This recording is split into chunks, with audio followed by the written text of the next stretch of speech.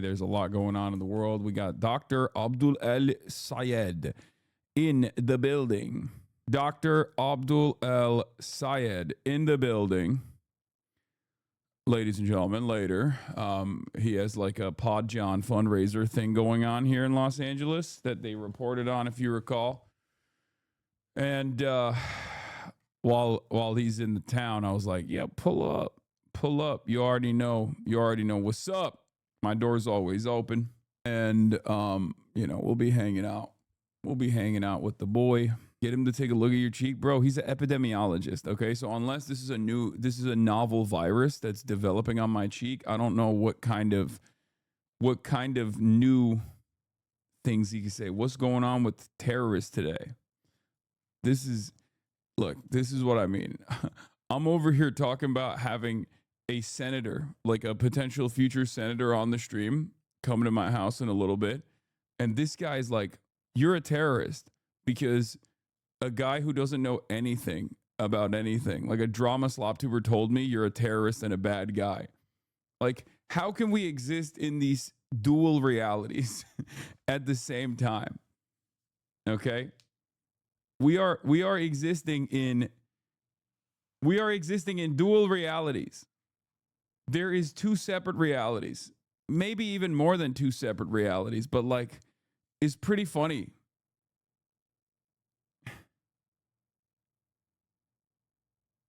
It's pretty fucking funny to just have this kind of attitude and not even like think for a second.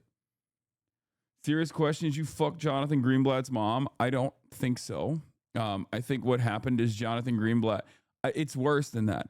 I think Jonathan Greenblatt, I suspect, and I don't have any information on this, but I suspect he has like a younger relative or something that's a Hasanabi head. And I know that they don't want to say it in here. This is all suspicion. Okay? This is all suspicion. The reason why I'm saying it is because there's no other reason as to why he would be so dialed in on me. Okay? I think there is a younger relative that, went through a transformation and became an anti-Zionist Jew.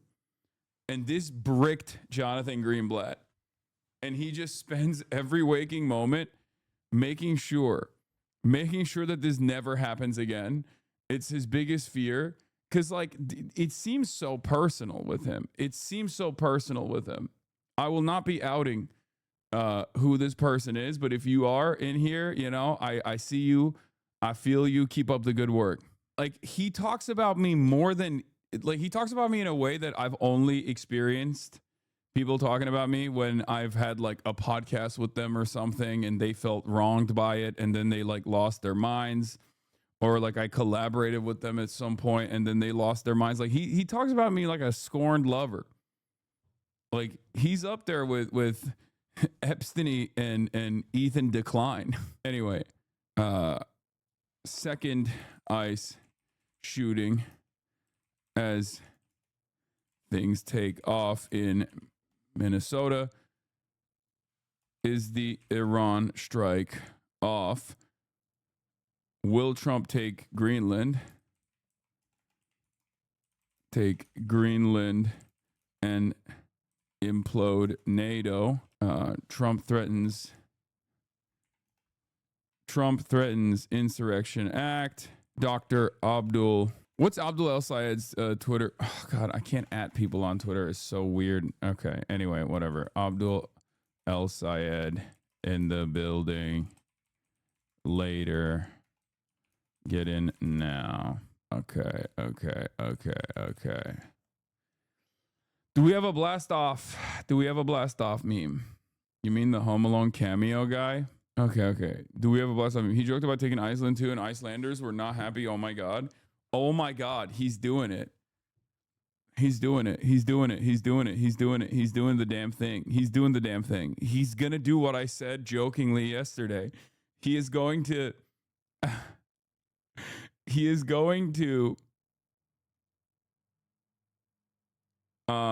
on Twitter, I see you following so many pro-government propagandists. I'm scared to get your info from them. Not saying you endorse them, but Reza Pahlavi time and time again said he does not want a monarchy, wants to have a free election, a secular democracy, but a sheer mention of him, you say he's a monarch. Oh my God, you do this every day. Like the most, look, Samira, I hope you can appreciate my assessment here and be as charitable as you possibly can be. I know tensions are high. It's totally understandable. I'm not anti, people protesting against the Islamic Republic. I am not, I am, I understand why people are very frustrated with the Islamic Republic. I get all of that. And I want the Iranian population to, wait, where is this? What is this save image as? F ice. I want the people of Iran to live the best possible lives they can. Okay. Reza Pahlavi is a charlatan. Okay. If even if you don't assume that he is going to be a Western puppet that will be a monarch or will continue the line of succession in some way, he is a charlatan. He is a grifter. He has no real viable movement. He has no succession government.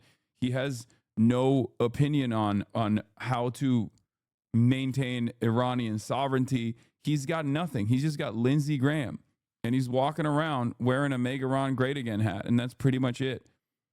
Like, this is not a, like, there's no real movement or mobilization behind him. I mean, there is one in America, but that's pretty much it, you know. And we've seen this game be played before. Whatever takes place next in Iran, and for the record, I think it's an interesting moment where this is another circumstance where, like, the realities on the ground are not matching what we see on Twitter. And by that, I mean, like, there have been atrocities, 100%. The government has been ruthless in its crackdown in Iran, right? All of this is real. And it's getting increasingly more difficult for them to maintain their legitimacy in any capacity, and it will inevitably collapse if things keep going the way that they are, right? Something's got to give, as I've said over and over again. But like, no one is taking into consideration what, the day after looks like. And I understand why no one is taking into consideration what the day after looks like, because people are more focused on the immediate ruthlessness that they're experiencing from the government, right? So there's no care or consideration for the succession plan here, okay? Like, my assessment on this is one, that I don't trust Reza at all. I don't believe in him at all. I don't trust him at all. I know that Iranian people might actually want to gamble on him, even though I don't think there's enough Iranian people that want to gamble on him regardless. But, like, the worst, I mean, it's not the worst possible outcome, but, like, Iranians don't have any good options in front of them as it stands currently. Like, the one option is the Islamic Republic continues, okay, and is just as ruthless and increasingly more ruthless, as a matter of fact, in order to maintain what they consider to be control, right? What they consider to be stability, order. To maintain order, they must keep stamping out any sort of discontent, even more aggressively than they have so far. And it's clear that, like, the brutality is getting worse every single time. Okay, that's option number one. Option number two, either through Western intervention, which of course there will be Western intervention here, Jakarta method style, and not even Jakarta method, but Vincent Bevins' new book actually, and I do need to read this instead of, like, the summarizations that I've seen of it, but talks extensively about the Arab Spring and how Western forces take advantage of real existing chaos and anger and resentment in countries in order to foment not a real revolution, but one where there is a puppet state that they can implement or take over movements in general, and then use them for their own personal ambitions. And the likelihood that this is, like, a better option for Iran, for Iranian future, is not likely. I mean, yeah, sure, you get rid of the Ayatollah. That's what everyone is focusing on. That's what everyone wants. By the way, I did call this yesterday. Just want to say, I do believe this reporting from the New York Times, but, my predictions might not be great, but my analysis is always sound, and you can fucking see it. I'm going to talk about this in a little bit too. But in any case, let's say one of those options with like regime change comes with Pahlavi. They drop ship him into fucking Tehran. He needs to have constant supervision, constant security, because there's a lot of fucking armed forces that are going to want to kill him, right? So now you got American boots on the ground. You have to have American boots on the ground because he can't just like fly into Tehran and then the next day he's like, all right, we're going to do I'm just going to be the transitional monarch that takes on a leadership role here, and then we bring about a secular democracy, right? Like that's the greatest outcome that you are presenting, right? Like you keep telling me Iranians want this. This is the best possible option here, and you know they come in and he's the transitional monarch that will bring about secular democracy. He's honest about this statement. He genuinely wants what's best for the country, and this is what he wants to do. This is what he's going to do, right? And they come in, and then you have the IRGC, or what remains of the IRGC, armed to the fucking teeth, weapons, bombs, guns, and also tens of millions of people that are going to be very frustrated in the same exact way that, you know, an even larger percentage of the population is very frustrated right now with the Islamic Republic. So then those guys are going to start fucking fighting, right? They're going to start killing people. And then in order to suppress those protests and that discontent, the now newly minted, constitutional monarch that is trying to oversee this transitional secular democratic republic in Iran is going to have to take matters into his own hands. Maybe re-implement a police force, not dissimilar to like what you have as the morality police or whatever the interior security looks like. Now you have Savak once again, or whatever other formation it is. Now you got the same exact process that was happening under the initial Shah puppet state, and then the same exact process that took place in the aftermath of the revolution, where the Islamic Republic started doing very similar things, right? Neither of these paths for the Iranian population look good. This is my analysis on this situation. It's a very complicated and very awful situation for the Iranians, and it's not made better by the sanctions, the corruption of at the head of state, and the possibility of a civil war that is imminent.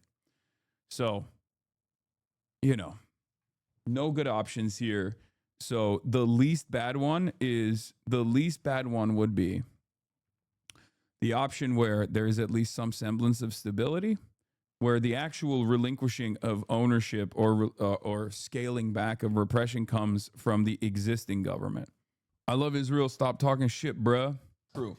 But there is no, Hassan just endorsed imperialist intervention already like a real leftist would.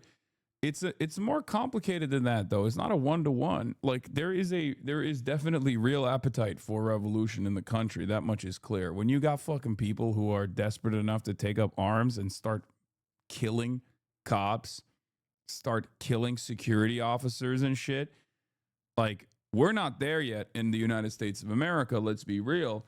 But when you get to that point, that means it's like this is no longer just outside agitators. Okay. It's not. And it's definitely no longer just like the anti-Islamist movement, even though there is definitely a little bit of an anti-Islamist slant in the protests overall, which is understandable. If the only expression of cruelty that you have ever experienced as a young Iranian comes from a country or a government or a regime that justifies its existence under the banner of Islam, you are going to develop a lot of resentment towards Islam.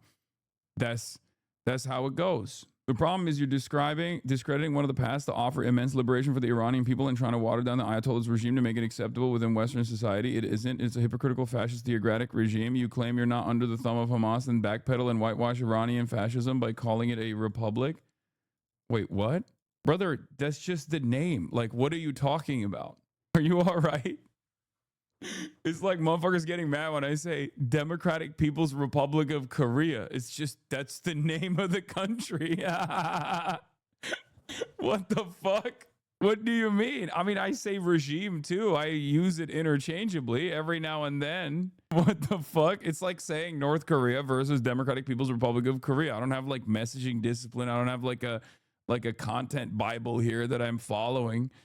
It's just I'm using these terms interchangeably. That's crazy. You're picking at strings that don't exist and assuming that I have some sort of like cynical or some sort of sinister purpose here. Anyway, so but to also not burn moss, right? Both things can be true. I mean, yeah, this is happening because of what I just described to you. It's not just outside agitators that are pushing for this, even though there are, of course, outside agitators that are pushing for this, right? But it's not because of that. It's because, from what I understand, at least for a lot of Iranian youth, especially, their resentment, like it's no different in many ways to why the Islamic Revolution happened to begin with. The Iranian Revolution was exactly built around the resentment that people had towards what they perceived as an unjustifiable and repressive, brutal fucking regime. Okay? And at the time, that unjustifiable, brutal regime was a Western puppet state led by the Shah, right? And so it had an anti-Western slant. This time, all of the cruelty that they've experienced since the revolution has come from a government that justifies its existence, that legitimizes itself by claiming it is following the letter of the law when it comes to its own interpretation of Islam, which, for the record, is not even, and I'm not a very religious person regardless, but as a Turkish person, a very secular Turkish person, I'm not even Shia. So that's like the other side of the story that a lot of people get fucking, that a lot of Westerners don't understand, where they look at me and they're like, classic, you're fucking Islamist, dude. It's like, you're not even doing the right kind of racism if you say stuff like that. Okay?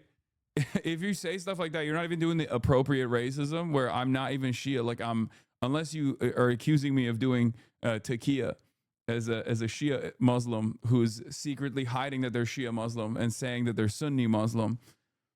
But even then, it doesn't make sense. So I got to understand, Iran right now is a monarch with Khamenei as kings. The Republic is just marketing for Westerners like you, so you think they have free elections? Wait, what?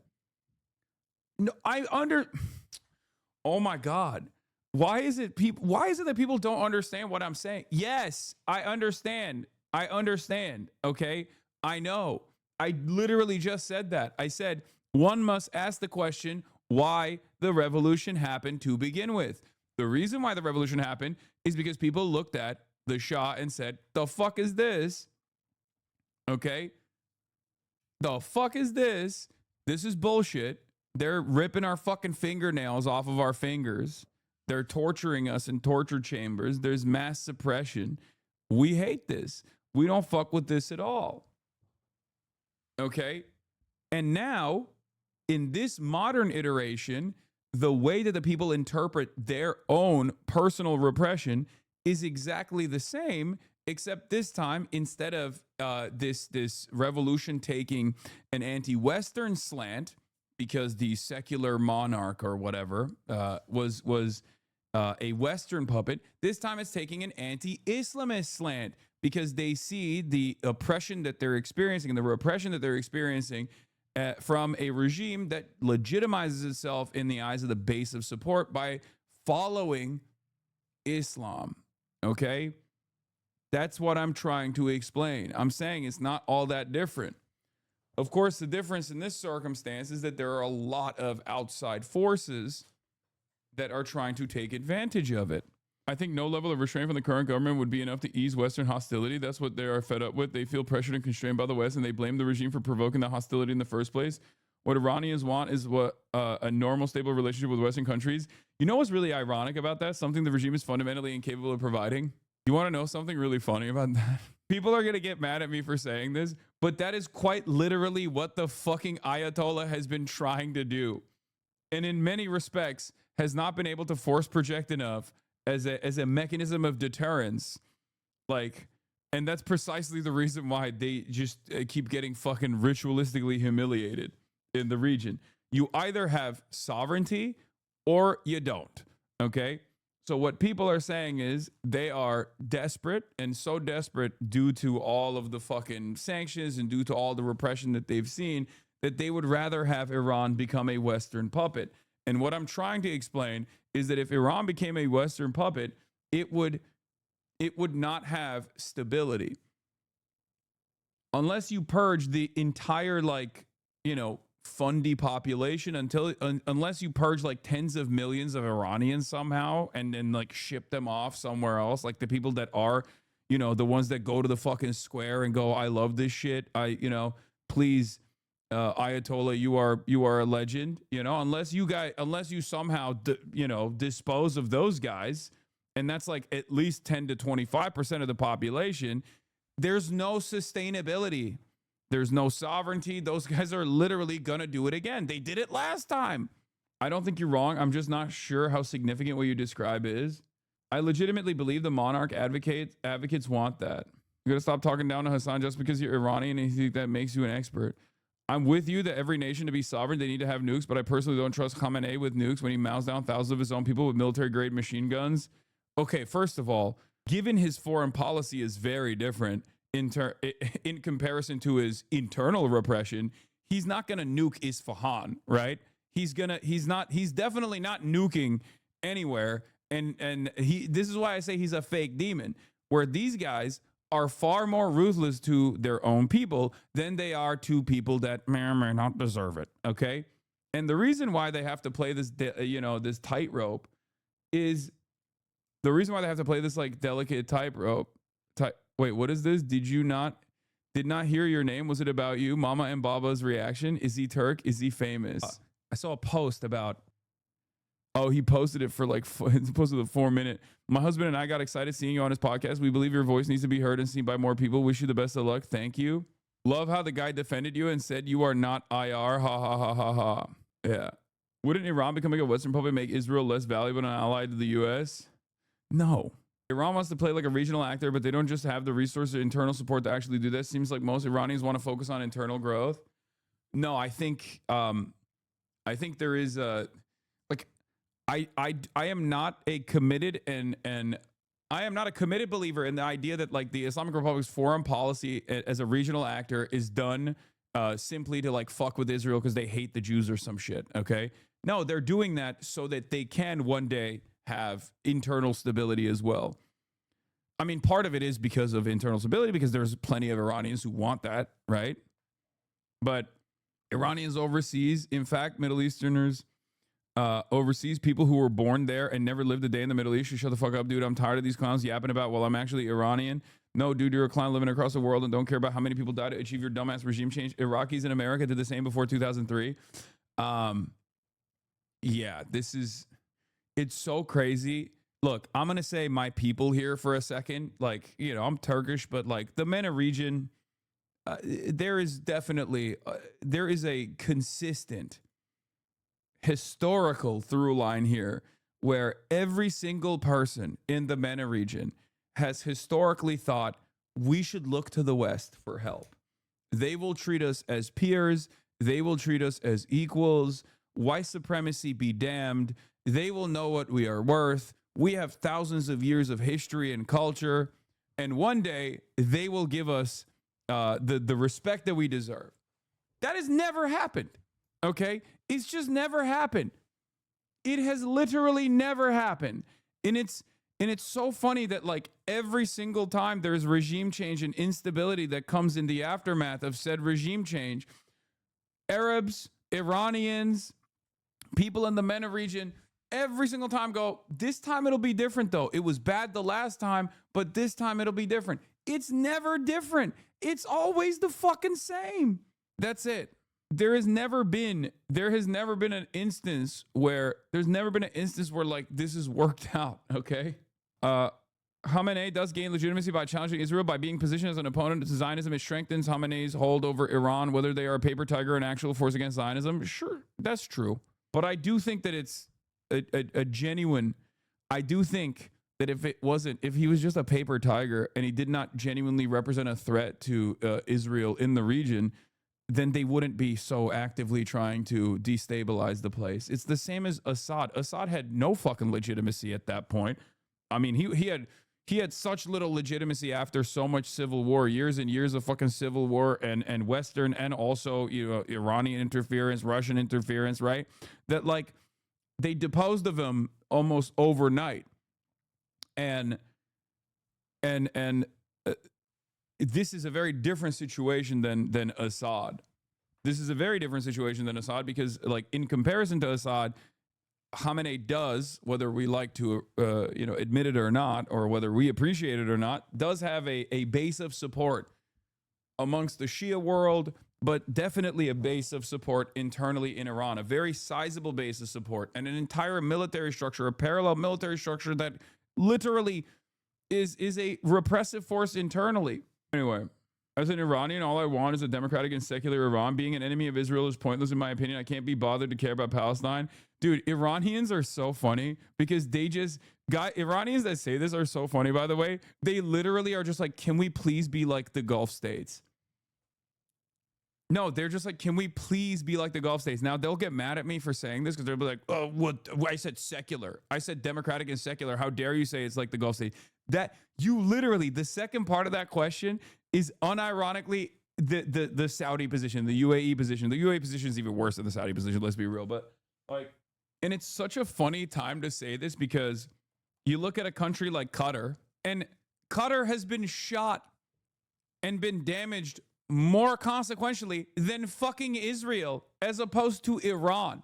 It's like, how can you make this calculation after the last 2 years unfolded where you're like, it's fine, dude. It's fine. We're gonna be fine. If we just make nice and play ball with Israel, we'll be all right. Yeah, being against genocide is pointless. Yeah, we want Formula One, we want WWE, we want to be able to sell the oil and have some kind of regional prosperity. It's just like, all right. Also worth pointing out that Gulf states, especially KSA, probably do not want their Shia populations in eastern provinces wilding out when such a destabilizing thing is entirely optional. Wonder if this played a role in them lobbying Trump to pump the brakes. Maybe I'm off base, though. No, you're not off base. I think the real reason for Saudi Arabia also petitioning the government not to fuck around with Iran, especially right now, is not just the Shia population rising up. Like, that's not as significant of a fear, I think, but because they don't want their fucking oil refineries going out with a bang, okay? This is the reason why I fucking told you. This is the reason why I told you, don't just like lean into shit that you see on Twitter. This was a very interesting time on Twitter. The last couple of days was very interesting. Make no mistake, what I'm about to say is going to come across, if you think that I'm like biased and I want like the Ayatollahs to remain in power and I love them because they're pro-Palestine or whatever, everything that I'm about to tell you, you're going to get mad at. So I'm just telling you ahead of time, this is not the case, okay? This is not my belief structure at all.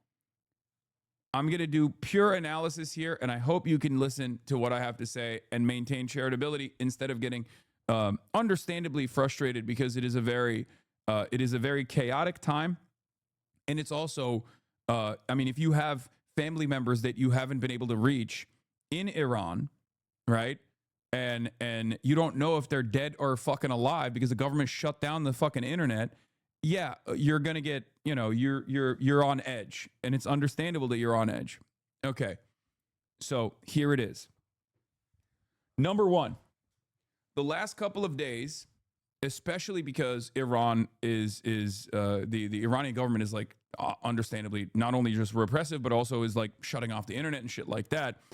The last week or so has been a carnival of some of the most insane people just saying whatever the fuck they want about what's going on the ground in Iran. And I think that has caused people to believe, it's caused people to falsely believe that it's over for the regime, like the regime is falling apart, and that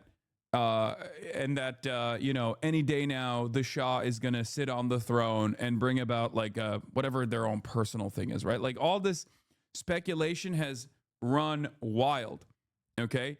And not only has the speculation run wild on Twitter, which has played a fairly significant role in manipulating the conversation around this stuff.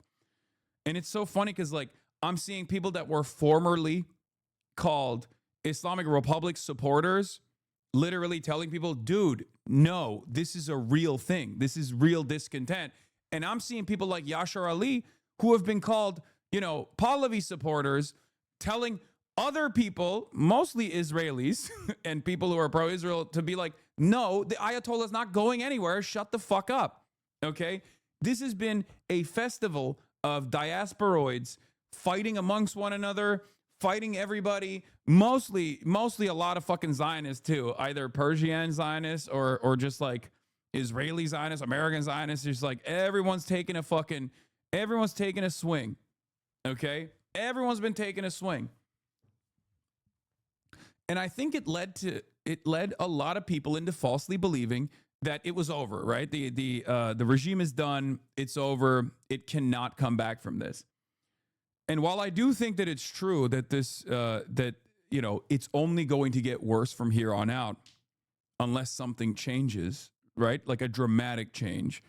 That the next time an uprising takes place, it's going to be even more violent because now you have thousands of people whose family members were killed. You have thousands of people who had to go to hospitals, go to morgues, go to the fucking streets and try to identify their immediate relatives, okay?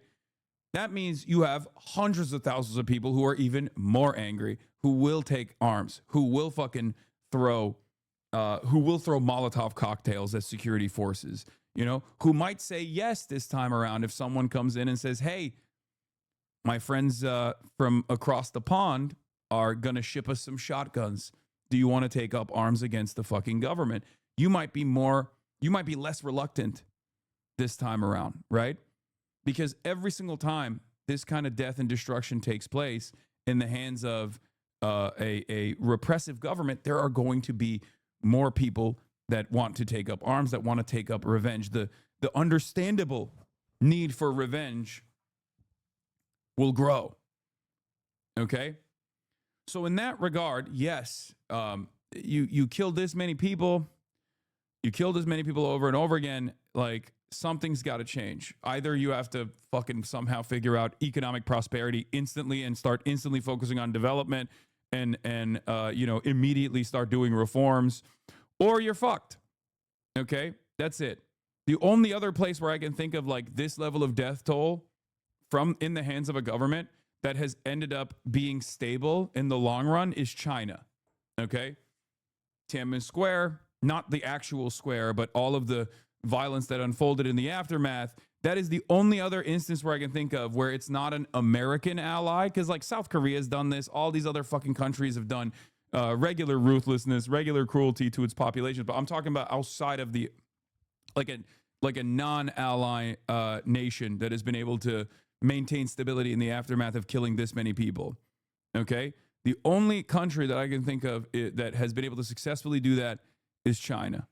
Okay? All of these other countries, people say, oh no, Pepe laugh, but like, it's not like the Chinese government has gone back and forth on recognizing the death count at, in the aftermath of Tiananmen Square.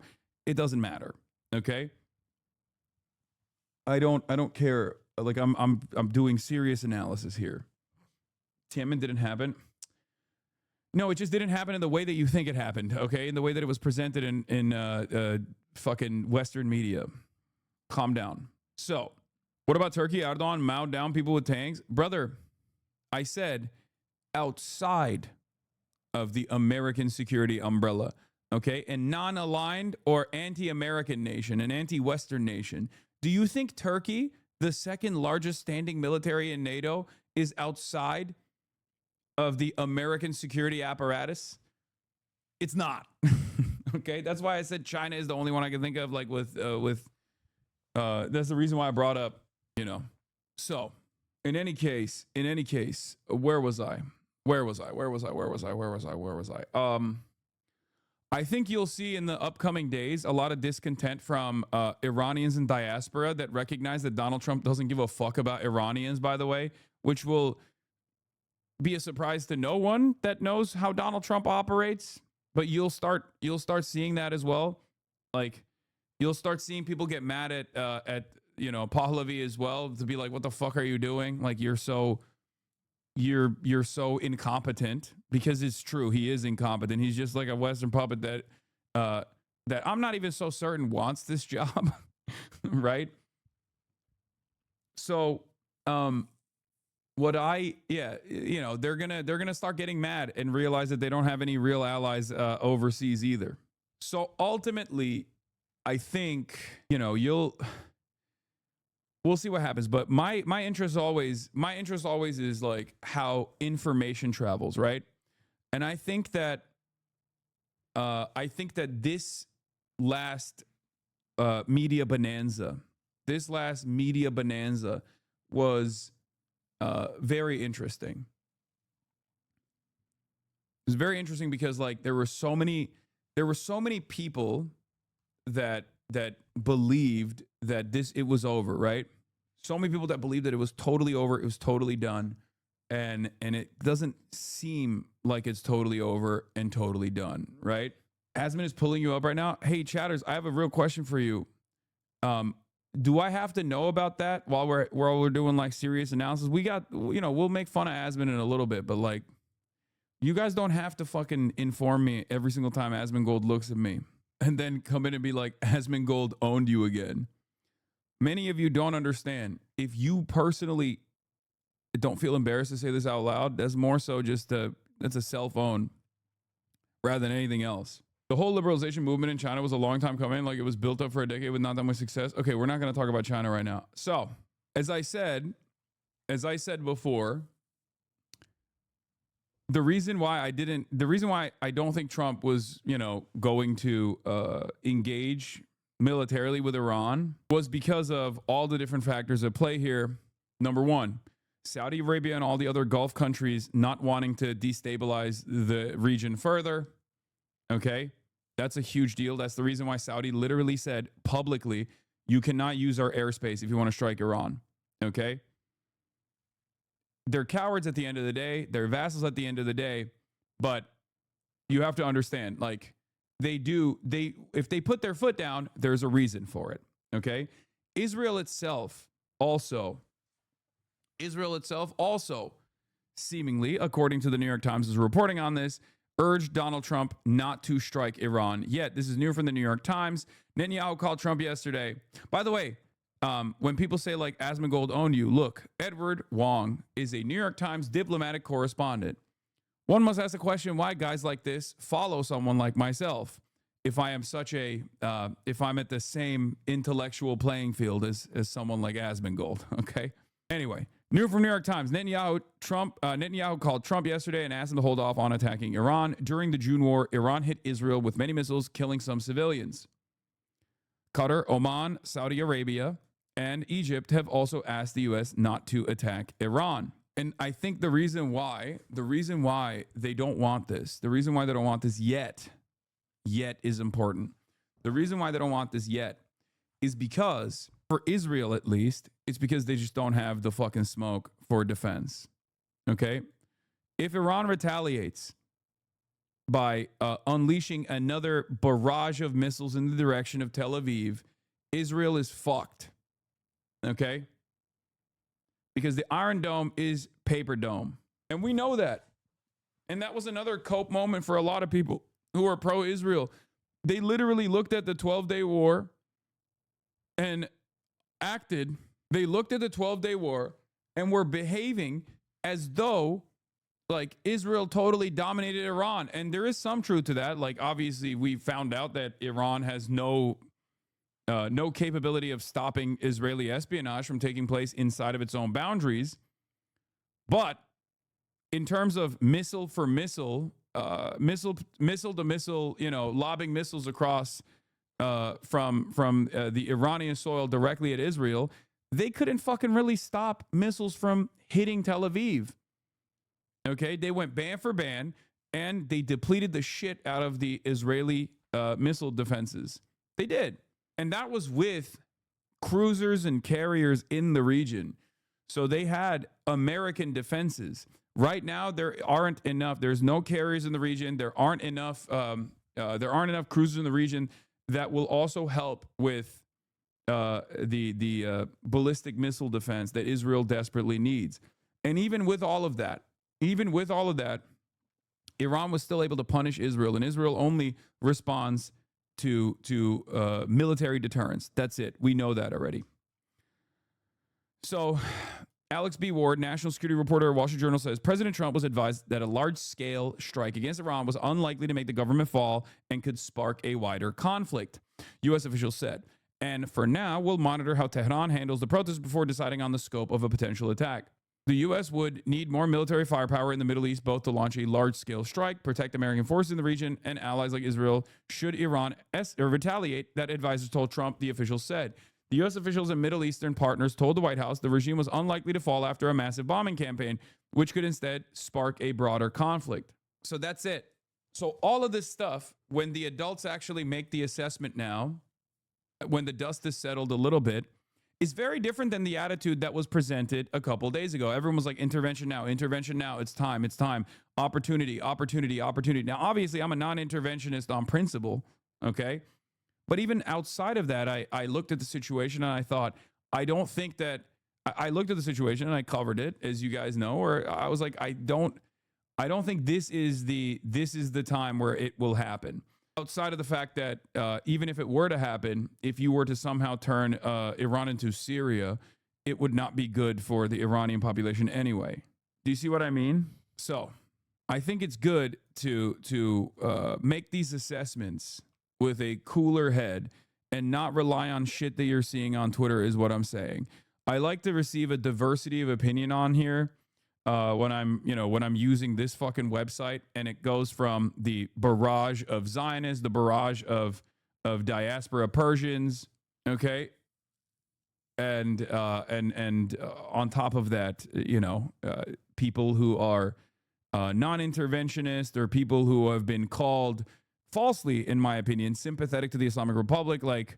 I look at Yashar Ali, right? Like, there are plenty of people whose information I rely on when I'm making these sorts of assessments. I'm not always going to get it right, but I think it's important for other people to also be a little bit more restrained in their commentary, even if tensions rise. And it's totally understandable that you would be passionate in this circumstance, especially if you have fucking family members down there and you don't know if they're good or not. You don't know if their situation is good. Do you really think people would just go on Twitter and tell lies? Yeah, I know. My mistake. They're lying. So yeah, if you want to, Lindsey Graham, if you want to know what I think about the recent developments in Iran, watch this clip. He says, Seamus has a take on it. Seamus says, I've never seen a man so unbelievably depressed that Iran wasn't turned into glass last night. There are a lot of headlines out there that are, in my view, not accurate. President Trump's resolve is not the question. The question is, when we do an operation like this. Oh my God, he's so bummed. He's so sad. Oh my God. How could you make little old Lindsey this sad? You should have glassed Tehran just so he could be Isfahan, somewhere, one fucking city, not even a little bit, not even a baby nuke. Look at how sad he is. He looks like he put the farm on Polymarket, dude. He looks like he put the family jewels on Polymarket. Trump will definitely strike Iran tomorrow. And then it didn't happen. And he's like, I'm so sad. I lost everything. I put everything on Israel. I thought to myself, Israel, Israel, Chai, Pahlavi. How could you lie to me? Bro's parlay did not hit. Should it be bigger or smaller? I'm in the camp of bigger. Time will tell. I'm hopeful and optimistic that the regime days are numbered. There are a lot.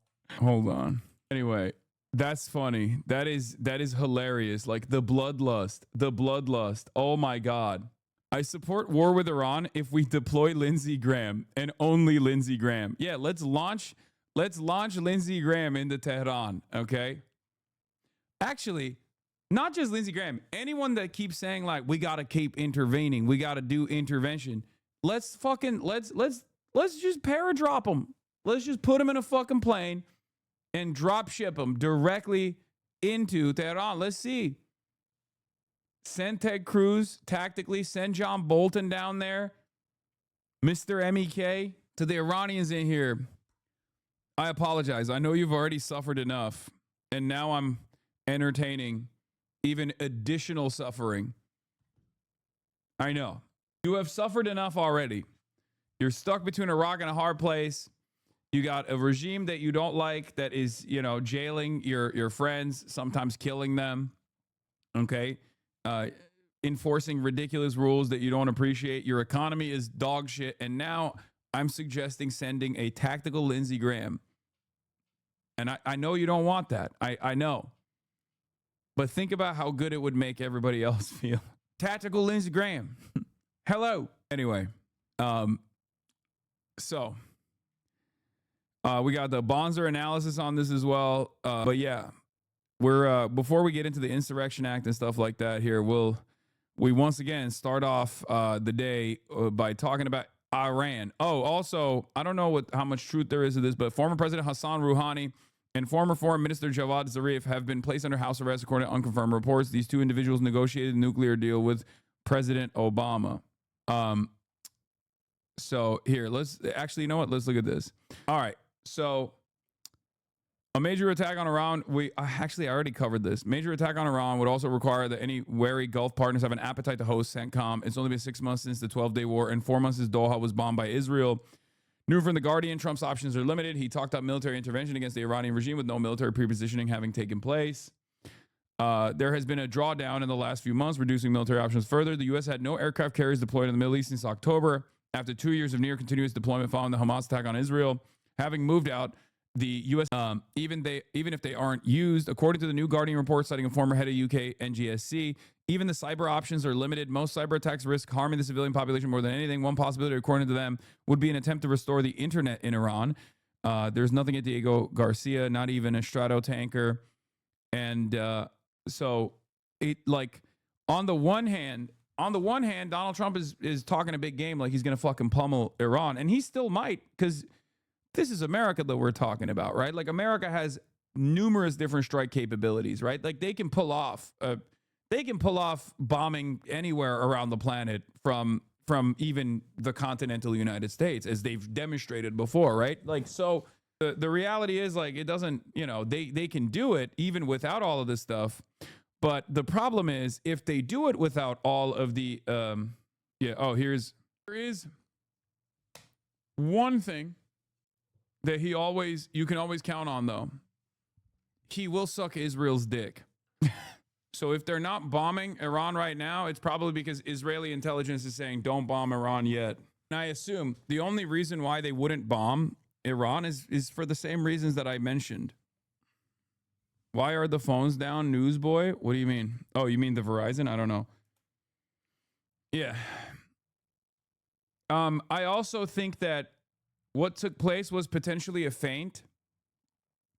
Okay. Couple things I want to mention here. Without access to the internet, okay? Yeah, this was yesterday. Without access to the internet, there's a couple problems here. There's a couple of reasons why this initial bombing campaign that was supposed to happen didn't happen. Because, like, yesterday there was supposed to be a bombing campaign. Planes were flying over Iraq, and people were reporting that, like, we had movement, like it was possibly going to happen. You got NOTAM, right? Travel advisory to Iran, all this stuff. And then no bombings happened, right? I think there could be two reasons for this. One, Israel wanted to see what the initial defenses were going to look like with a feint, have their guys on the ground observe, take note of the mobilization that takes place with anti-aircraft weaponry, so that next time when they actually do a bombing operation, they're ready to activate their guys, because there are guys there, right? I think they faked them. That could be one reason. And I said this yesterday as well. The other reason could also be, so there are Israeli infiltrators in Iran. Yes, everybody knows there are Israeli infiltrators in Iran. Okay? The other reason why they might have stopped their bombing campaign before going through with it is because of the lack of access to the internet. So when you don't have internet access, you can't activate your guys. Okay? You can't communicate with your guys. And if you can't communicate with your guys, there might be an issue with coordination, and you don't want your guys in an internet blackout to go out and try to like sabotage anti-aircraft defenses, because then you give the game away. Then the Iranian government can just go, oh, there it is. This guy is a fucking Israeli spy. Boom, killed, done, over, right? And they can engage in apprehensions. They can extract information out of them. But I think the major reason as to why they didn't want to bomb Iran this time, they're using SATCOM, not internet, bud. I mean, they have jammers all over. Like, I know that there's like different ways of communicating, but like, you do realize the Iranian government is not fucking, the Iranian government is not like this backwater, monolithic, not monolithic, sorry, this backwater fucking no technology having ass country, okay? Like, they intercepted the Starlink stuff, and not only, yeah, it isn't monolithic, I was saying Neolithic, but they not only do they intercept the shipment of Starlink, but they also not only have jammers, but they also have surveillance mechanisms. So if you are literally surveilling the entire population and there's an internet blackout, that shit's gonna light up like a beam when you have someone out of nowhere capable of reaching Starlink, okay? You have to think about this kind of stuff a little bit. Like, from the government's perspective, they could just as easily keep the internet blackout, okay, to see who is reaching out from where. Do you understand? Like, to bait them, to make sure that they are to make it easier to surveil the masses, to see who is capable of getting through the fucking blackout. There are many different ways that you can draw out spies. There are many different ways that you can draw out collaborators with Israel, for example, before like a bombing campaign takes place. But I think the ultimate reason as to why they didn't do this, the ultimate reason as to why Israel didn't follow through with this, is because they did not have sufficient defenses without America, Big Daddy America being in the backyard. Okay? Not gonna lie, it sounds cool as fuck, like a movie. Brother, this is what movies are based off of, real world events. So that's, I think, the major reason as to why Israel was reluctant to strike Iran. And here is some reporting from Axios. President Donald J. Trump is delaying the decision on striking Iran as the White House consults internally and with allies about the timing for such an operation and whether it would meaningfully destabilize the regime, according to 5 U.S., Israeli, and Arab sources with knowledge of the situation who spoke to Axios. Israeli Prime Minister Benjamin Netanyahu spoke to Trump on Wednesday and asked him to wait and to give Israel more time to prepare for possible retaliation from Iran. An Israeli source said, in addition to concerns about retaliation, the current plan by the United States includes strikes on security forces targets in Iran, but is not seen by Israel as strong or effective enough to meaningfully destabilize the Islamic regime. This is Barak Ravid's own reporting, so I have no reason to believe that this is not coming directly from Israel. When Barak Ravid reports something, just know it's Israel saying it, or it's directly Benjamin Netanyahu saying it, or it's Benjamin Netanyahu wanting you to hear that this is what his assessment is. I am a spy from Israel, and I was about to bomb Iran before you said this. Thank you. Yallah, let's go. Frankly, I read this to mean that they're not ready yet and are waiting for the aircraft carrier to steam in. Yeah, no, that's what I think as well. The U.S. would need more military firepower in the Middle East to both launch a large-scale strike and protect American forces in the region, and more importantly than all of the American forces that they need to protect in the region, protect fucking Israel. Okay? That's it. That's why it didn't happen yesterday, I think. That is the major reason as to why it didn't happen yesterday. All right. I'm obviously going to talk about Jonathan Greenblatt in a second, too, because he had a very funny moment. Apparently, he's still very mad. He's malding about me. But before we do that, let's get back to the American regime. Ladies and gentlemen, the American regime is alive and well. Our very own mullah, our ayatollah, our very own Shah, our very own monarch, the great, glorious, golden boy, Donald Trump, is doing the damn thing again. Last night, his Gestapo forces shot someone, once again in Minneapolis, in a neighborhood in northern Minneapolis. And of course, people were very frustrated by this because there's already a lot of protests that are taking place. And Burger Shaw, all of that, our burger monarch, he's very frustrated, and he said he's going to throw in the Insurrection Act. He's going to invoke the Insurrection Act. What does that mean? Let's take a look. CNN will explain now. Is now making a new and serious threat after protests in Minneapolis grew even. Like, I can't understand how you go from Iranian people, rise up against your masters, you have nothing to lose but your chains, throw Molotov cocktails at the police, to like the next day be like, I will use the military to kill you dead if you rise up against me. I will use the military to kill you dead. It's awesome. More chaotic overnight.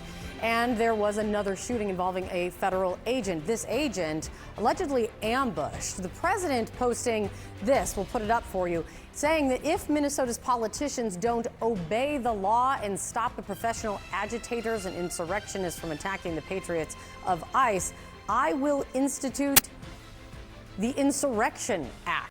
So that could lead to him deploying U.S. troops on U.S. soil in that state. Elena, let me start with you. This has now been taken to a whole new level by the president with this threat. What are you hearing about this? Yeah, this is a very big deal. And I should know that this is something we've heard President Trump, of course, threaten in the past. He did so during his first term, particularly around the George Floyd protests that had erupted in 2020. But he also recently did it as well when talking about, wanting to crack down on, different types of protests, but even more specifically, maybe having the military help with law enforcement and trying to crack down on crime and deportations in cities like Los Angeles, Portland, and Chicago. But part of the reason this is such a big deal, let me just break down what the Insurrection Act actually is. It is a 19th century law. It's normally considered a last resort for presidents, but it gives presidents the authority to call on active duty military. So you could see potentially people like the Marines or soldiers, National Guard included in that, going into the streets. Oh, is the audio fucking up again? Hell yeah. Of U.S. cities for law enforcement activities. And it's normally used only in certain specific cases. It can be used at the objection. Megaphonics, how have you not fixed the CNN audio yet? What the fuck are they paying you over there for? What are they doing? Of local leaders. And so that carries its own weight here. Now, in my conversations with Trump officials, this was true during the first term, but even more so now, I should argue, in the president's second term, they have essentially told me that this is something they do not want, that they've been very hesitant to essentially go there despite the president threatening this. Some of that is because of the legal complications, but even more so because of the political ones. And having this type of law enforcement, military in the streets, of course, would potentially escalate things so much further. And so this has all been a calculation behind the scenes. Of course, our goal today is to figure out how serious the president is actually about this and whether they're actually making plans potentially to do something to invoke this act, Kate. Absolutely. Elena, thank you so much for that. Joining us now, Andrew McCabe, the CNN senior law enforcement analyst and former deputy director of the FBI. Andrew, thanks so much for joining us. Last night, as you know, Minneapolis saw yet a new wave of very disturbing protests and clashes with police. 1 week ago was the ICE shooting death of Renee Good, and now the president is threatening to invoke what's called the Insurrection Act. 5 years ago, Minneapolis was rocked by violent protests after the police murder of George Floyd. Andy, is Minneapolis sitting on a powder keg right now? Absolutely, they are, Wolf, and I think you saw that very clearly last night. I think the chaos, the escalation in violence, the overly tactical. I think you guys are forgetting when Waltz said he was going to call the National Guard. He literally said he was going to call the National Guard because he was worried the protesters would get out of hand. He never said he was going to call the National Guard to defend the citizens. Okay? Way that law enforcement responded to that assemblage of protesters. They're all very obviously related to the fact that the law enforcement team on the ground having to deal with this situation is not one that is trained for or equipped for or experienced in dealing with large crowd control. These are federal agents. They're not police officers. There's not as many of them as you would need to handle a large crowd. Think about the way that we've seen effective law enforcement responses to large crowds, large protests, whether they be over the George Floyd death or whatever. You typically see a massive number of police officers in riot gear, not carrying shoulder-fired weapons, but rather carrying shields and sometimes batons, less than lethal weapons. And they basically move together in a very systematic. Can't believe a fucking cop has to correct Wolf Blitzer that ICE are not law enforcement. Yeah, because Wolf Blitzer is a fucking agent of the regime, just as Asmongold is. You know what I mean? Like, these guys are all just repeating whatever the regime is saying. The Trump regime says jump, they say how high. Like, that's the automatic position of all mainstream media. And it's also increasingly become the automatic position of many people who are doing regime media independently. Okay? That's it. And like, liberal media has no other speed. They will defend the status quo. Or even if they are like critical of what's going on, they'll still do it in a way that is like normalizing. That's why I sometimes joke and say, like, sometimes I'll joke and like cover what's happening in America in the same way that like CNN would cover what's happening in Iran, right?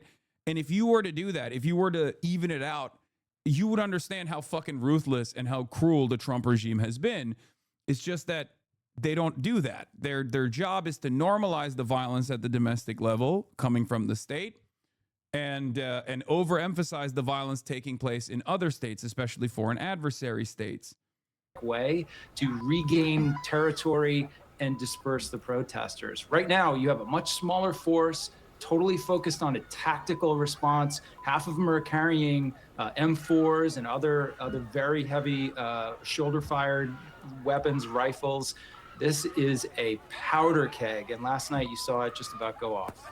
Yeah, it's just not good all around, right?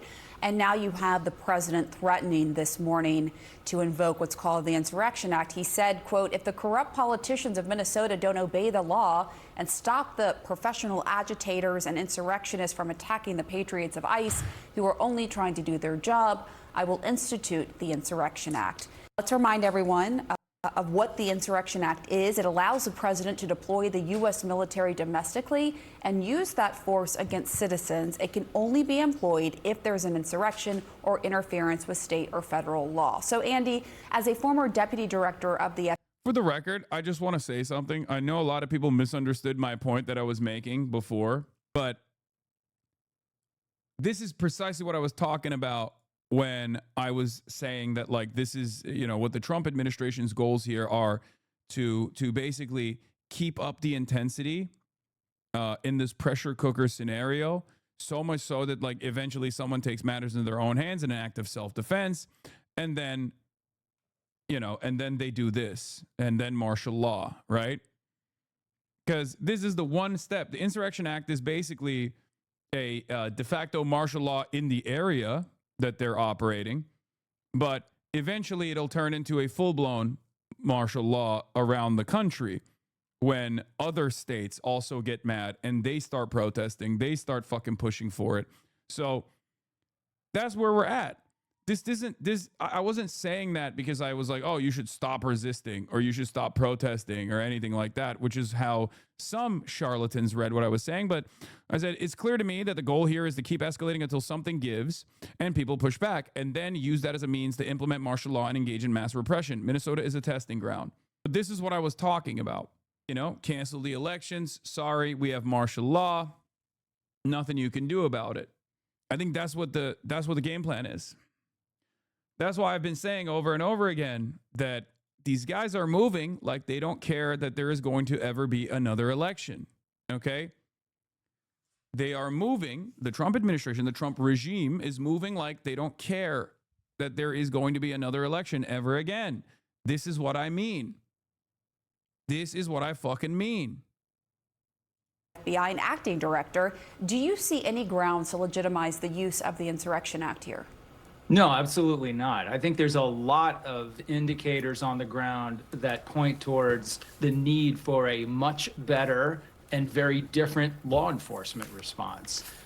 This is, we have had, unfortunately, violent protests in this country for a number of like low key. Not to get like Maoist third worldist up in this bitch, but if America was too busy having like its own military engage in domestic repression, this could present an opportunity for every other third world nation to do a bank run in American military bases that will remain unoccupied at that point. You know what I mean? That's all I'm saying. If you're deploying the American military on American soil against American citizens and there's mass chaos and mass discontent, you got 800 fucking military bases around the world that are looking like prime real estate with a shit ton of weapons. Okay? With a shit ton of weapons. That's all I'm saying. Perhaps this is something that the American government should take into consideration before they move in this weird reactionary way. That's all I'm saying. Yeah.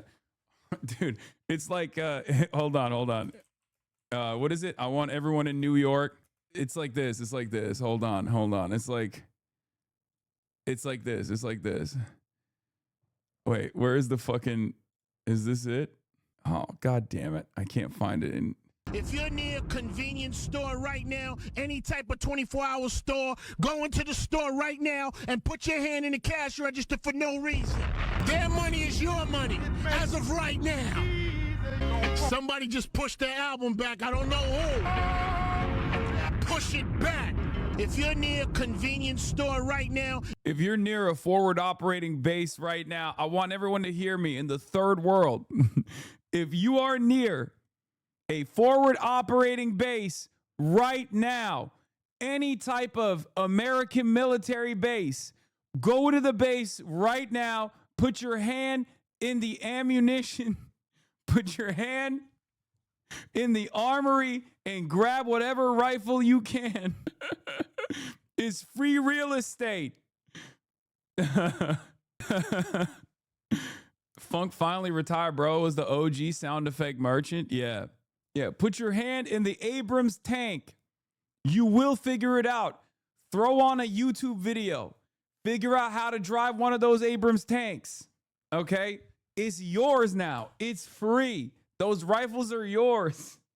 Those guns are your guns now. That Abrams tank is yours. All you need is a YouTube video to figure out how to drive one of those motherfuckers. Or find the most autistic guy in your village. He probably plays War Thunder. He already knows how to drive the Abrams tank. It's a fire sale. He got that shit downloaded. Different reasons, different issues over the last couple of years. And in not one of them has any other president declared to bring in the United States military to take over a city under the Insurrection Act.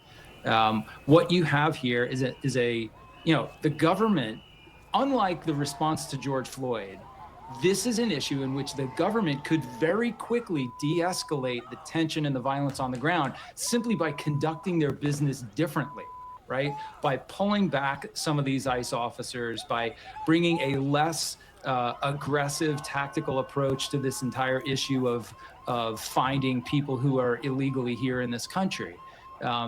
That's why there's violence. Like, you can't tell me this shit is normal, man. What the fuck are we doing? Here. Also, hold on. How do I start an F-16? The question's real. I stole an F-16. Flip the master, all the lights begin to feel. I stole an F-16. Set the fuel pump, start the number 2. I stole an F-16. Engines whining as the turbines chew. I stole an F-16.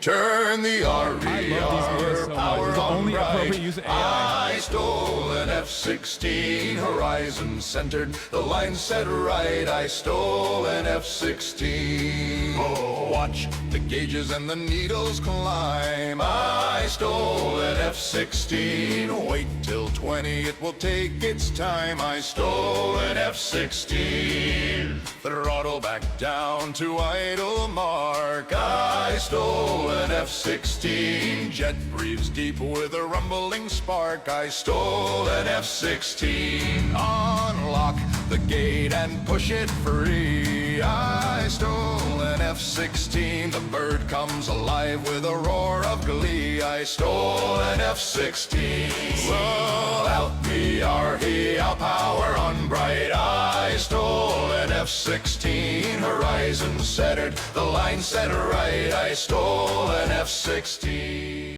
A lot of manuals out there, you know, I'm just saying. All of a sudden, in the event, listen to me. Workers of the world, listen to me. In the event that the American military is called back on to the domestic front to dominate Americans on American soil, those bases will be wide open for you. Okay? Those bases will be wide open for you. You might as well take advantage of all of the good stuff that you can sell. You can sell it if you want to. I'm just saying. All I'm saying is there's opportunity everywhere. Okay? There's opportunity everywhere. We'll be tanking. We'll be tanking the damage. We'll be tanking the brunt force of the American military, American empire crumbling from within. But if Donald Trump tries to do some fuck shit, tries to do some martial law shit, you know, brings all the troops back to U.S. soil so we can dominate everywhere from fucking California to New York, okay? All of those bases are going to be unoccupied.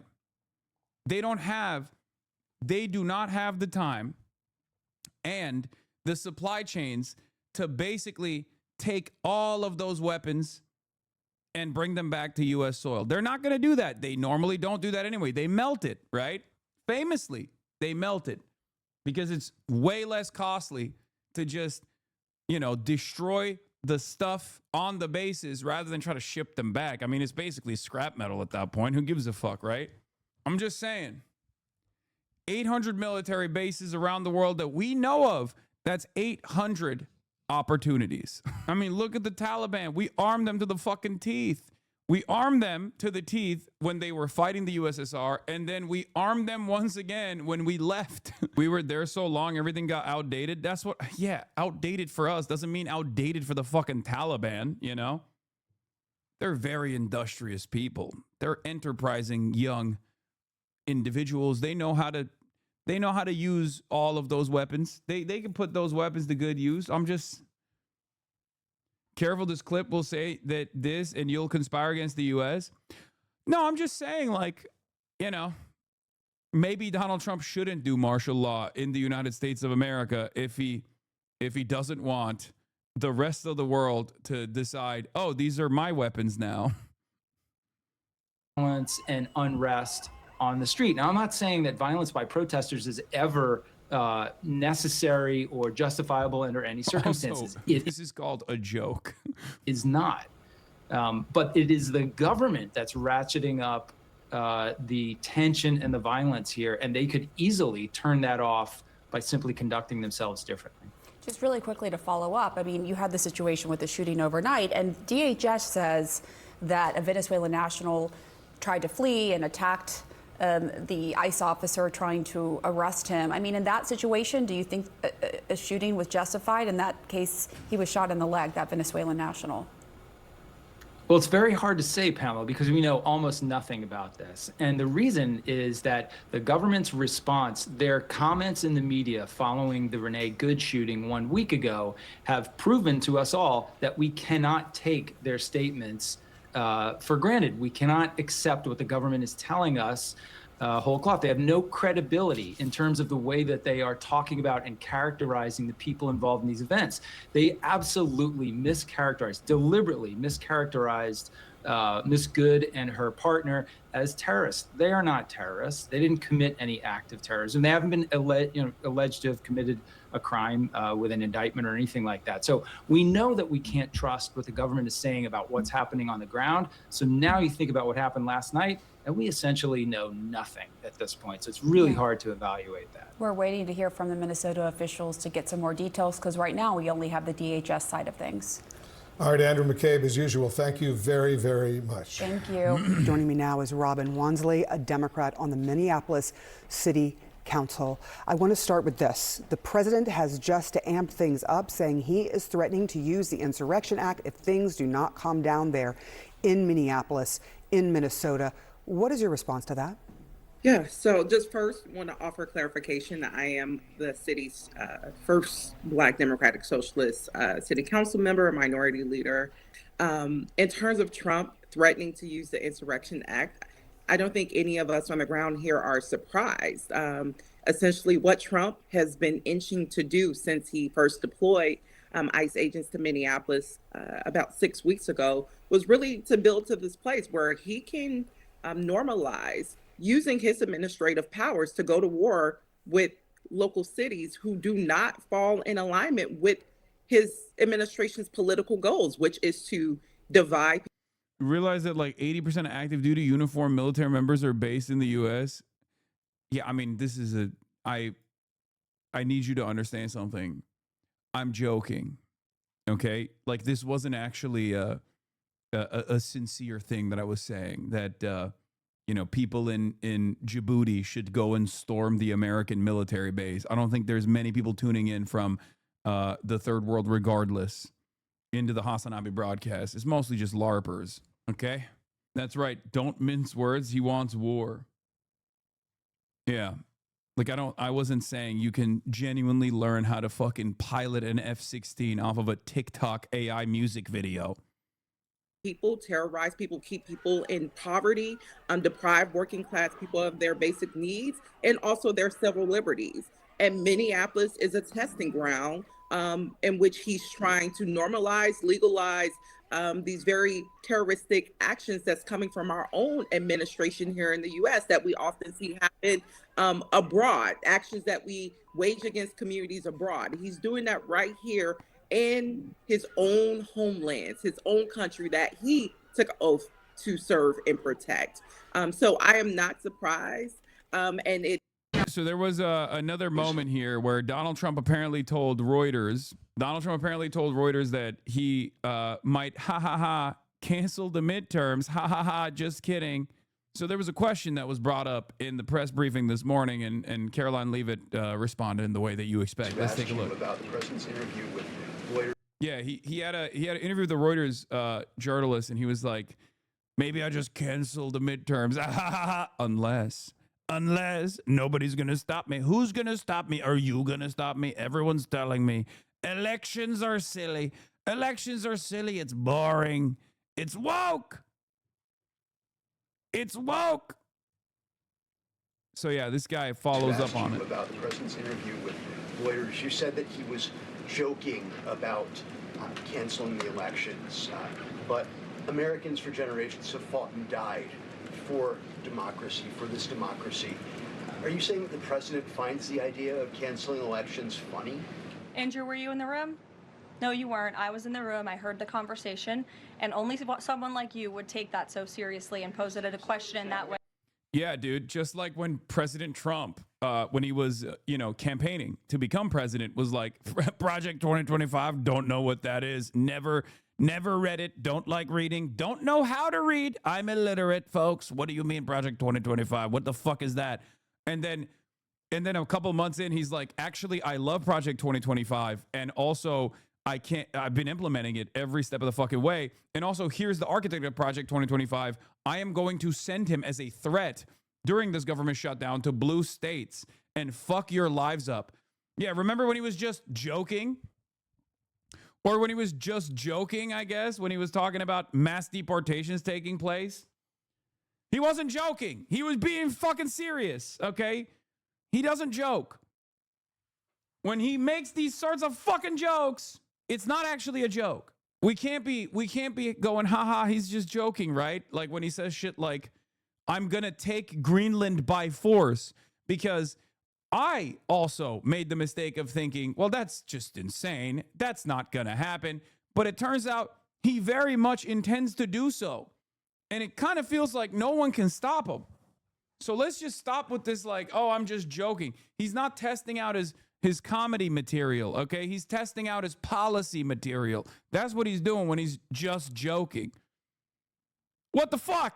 Like, we have the president threatening to sic the American military on people in Minneapolis, Minnesota today, while simultaneously saying maybe we canceled the elections with martial law. That's not a joke. That's just what he's saying he's going to do. I have a question for you on Minnesota and then also Venezuela. Sure. President Trump threatened invoking the Insurrection Act today in Truth Social post. I'm wondering what his tipping point is. Like, what would it take for him to invoke the Insurrection Act? Look, that's only a question, frankly, Reagan, the president can answer. But the Insurrection Act is a tool at the president's disposal. As you know, it has been used sparingly, but it has been used by previous presidents in American history. And I think the president's Truth Social post spoke very loud and clear to Democrats across this country, elected officials who are using their platforms to encourage violence against federal law enforcement officers, who are encouraging left-wing agitators to unlawfully obstruct legitimate law enforcement operations. And if you talk to any law enforcement officer, no matter what level they work at, they want to be working with their counterparts, whether that's at the federal level or the federal authorities wanting to work with their counterparts at the state and local level. And it's truly shameful that now for more than a year. I hate that this is the most like overtly, not like covertly authoritarian, but the most overtly authoritarian government we've had in quite a while.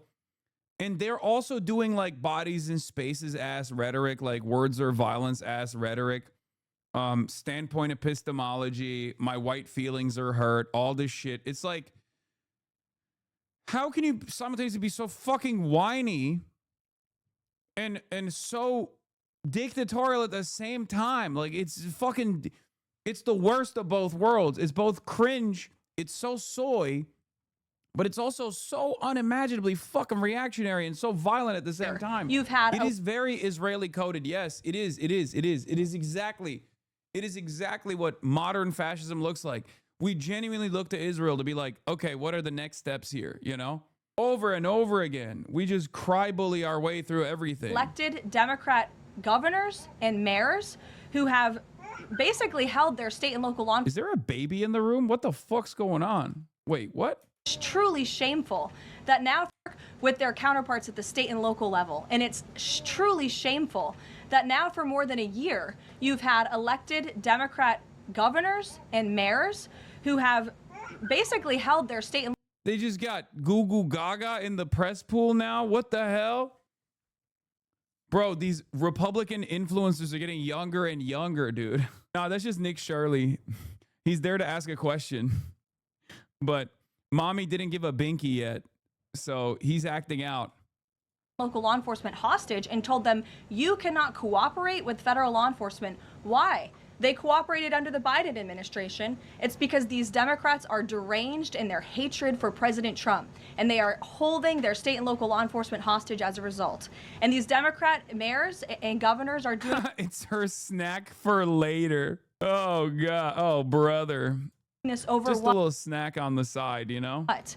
Over the lawful and legitimate law enforcement operations to remove violent criminals from the streets of Minnesota, from the streets of California, from the streets of New York, and from the streets of every state across this country.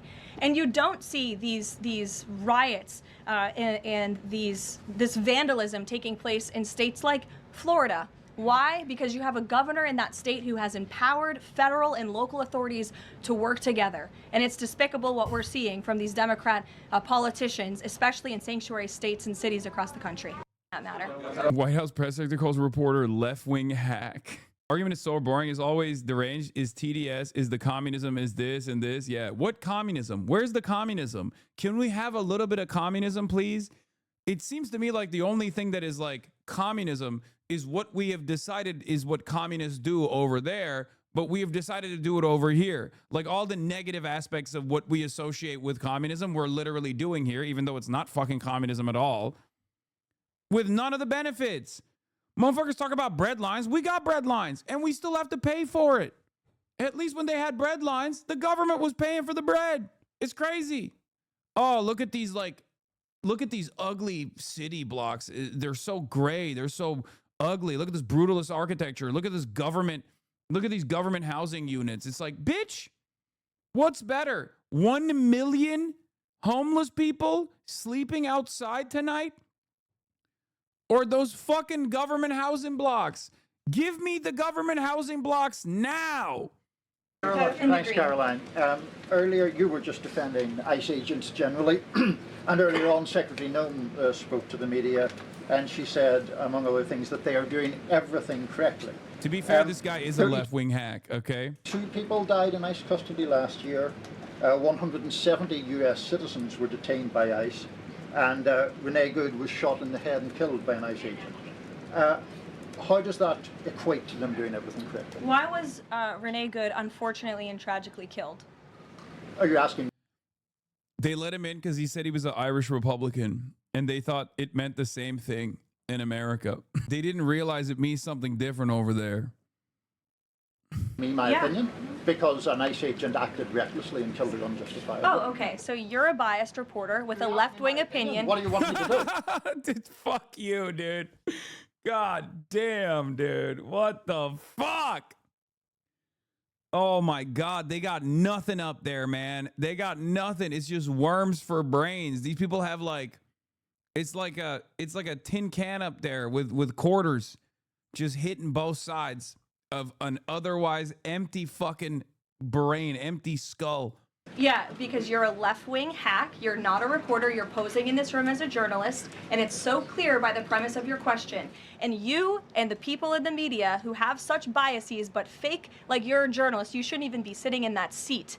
But you're pretending like you're a journalist, but you're a left-wing activist. And the question that you just raised and your answer proves your bias. You should be reporting on the facts. You should be reporting on the cases. Do you have the numbers of how many American citizens were killed at the hands of illegal aliens who ICE is trying to remove from this country? I bet you don't. I bet you didn't even read up on those stories. I bet you never even read about Laken Riley or Jocelyn Nungray or all of the innocent Americans who were killed at the hands of illegal aliens in this country.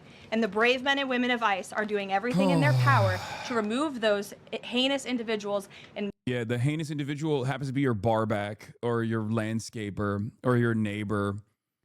Like half the time, not even half the time with no, I mean, more than half the time with no criminal record whatsoever. Just a guy trying to make ends meet, you know, a guy with a family of American-born U.S. citizen children.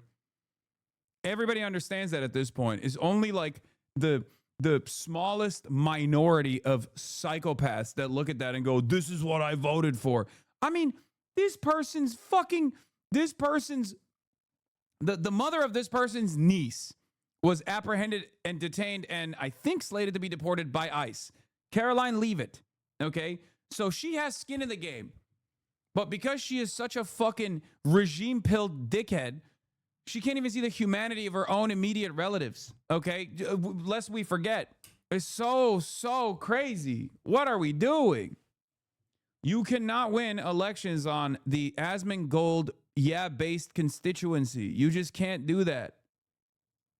They did the meme. What meme? Oh, the Virgin Molotov cocktail, the Chad jar of piss. Oh, yeah, I saw this. They threw piss. Make sure to write that down. Bortac agent in Minneapolis says a bottle of alleged urine was thrown at his vehicle earlier. Write that down. You said someone threw a bottle full of piss at you? Is that what? Yeah. You want it? You're okay with me coming? He's like, they're pissing on us. They're pissing on us. Brother, look at the gear you have on.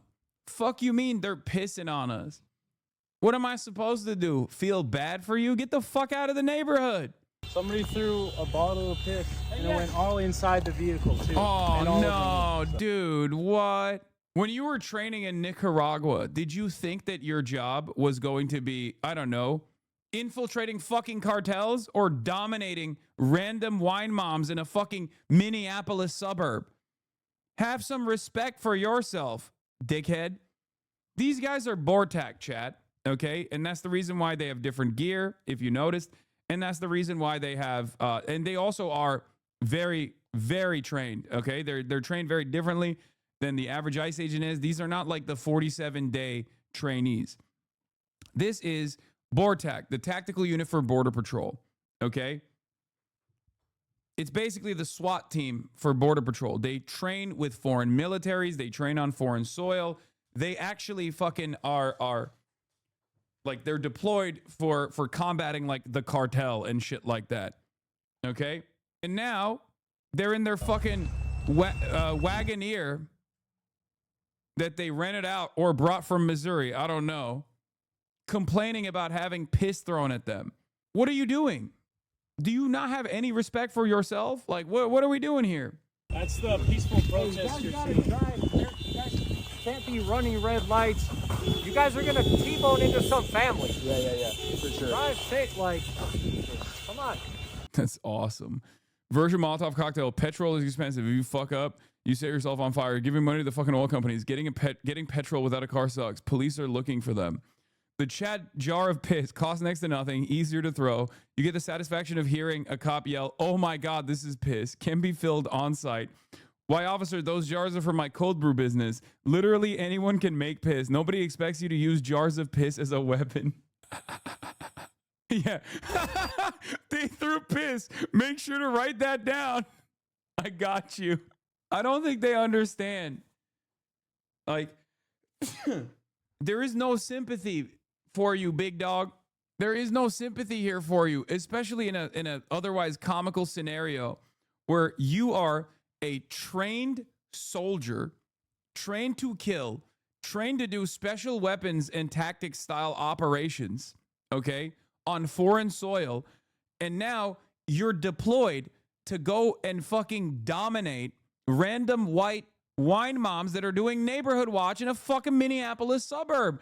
Of course everyone's going to make fun of you. Why the fuck would anyone care about you in this situation? You're geared up and ready to brutalize regular ass Americans. Suck my dick. Anyway, before we get back into this stuff, there was one other thing I wanted to cover, and that is, of course, my favorite enemy, my favorite op, Jonathan Greenblatt, ladies and gentlemen. Jonathan Greenblatt is, once again, I don't know what kind of conference he's doing, but he's doing some shady backdoor conference, complaining about, people hating Israel once again, right? Oh, this is the longer one. Oh, damn, Tucker Carlson. Is he coming to my defense? That's crazy. ADL CEO Jonathan Greenblatt, while speaking before an LA synagogue, suggests he's helping people behind the scenes to take down Nick Fuentes, Tucker Carlson, and Hassan Piker. I need people on the right to take down Tucker, so I'm trying to help Ted Cruz, Greenblatt reveals. I need people on the right to take down Nick Fuentes, so I'm trying to help people like Ben Shapiro. He says he's doing the same thing on the left. Jonathan, can you comment on Nick Fuentes, and what do you actually do that effectively can counter what he does? That's a South African, isn't it? Is that a South African man in a Los Angeles synagogue? Wow. Shocking turn of events. I see the ADL is back to its old ways in some ways. It just hasn't changed at all. No, that's not a fresh immigrant, I don't think. I don't think that's a fresh immigrant, okay? And what are your expectations of the government to be critical of a person that has that kind of platform? So for everyone's benefit, the question was, can I comment on Nick Fuentes and what he does, and what are you doing to counter him, and what's the government's role? By the way, his second name is Joseph, a good Jewish name. Nick Fuentes' second name is Joseph? Yes. Look, his last name is Fuentes. Nick Fuentes is a Hispanic person, okay? And he is an open, unapologetic, racist, homophobe, and more than anything, an anti-Semite. He's a toxic, disgusting person. And yet, thanks to X and social media. Who brought him back on X? Jonathan, who brought him back on X? Yeah, he also calls it X. Gross. Did you see Canada's APAC wants to bar you from the country? Yeah, I saw that. Who unbanned him, Jonathan? Say it with your chest, big dog. You were defending him not that long ago when he was throwing up the double sig Heil, as a matter of fact.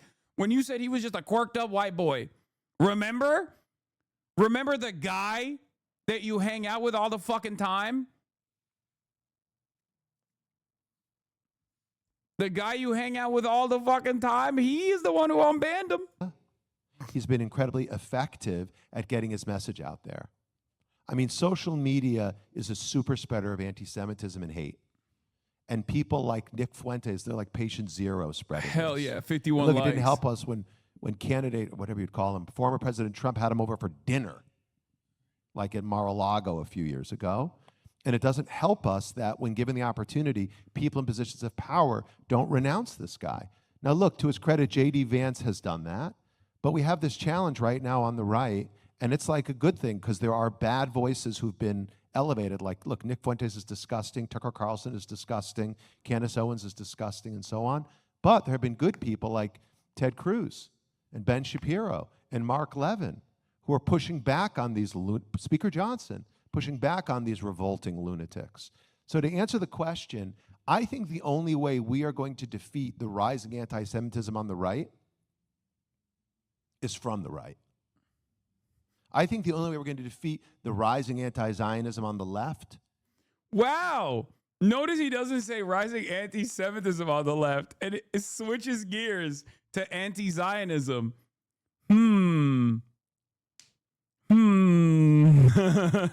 For this crowd, of course, there's no difference between anti-Zionism and anti-Semitism. As a matter of fact, anti-Zionism is even worse than anti-Semitism in many cases, right? Is by people on the left. So what I try to do at ADL, what we try to do, is to provide data, is to provide tools, is to step up, but often quietly behind the scenes. It doesn't help. I don't think it helps the Jewish people, and it doesn't disarm them. Yeah, you know what helps the Jewish people?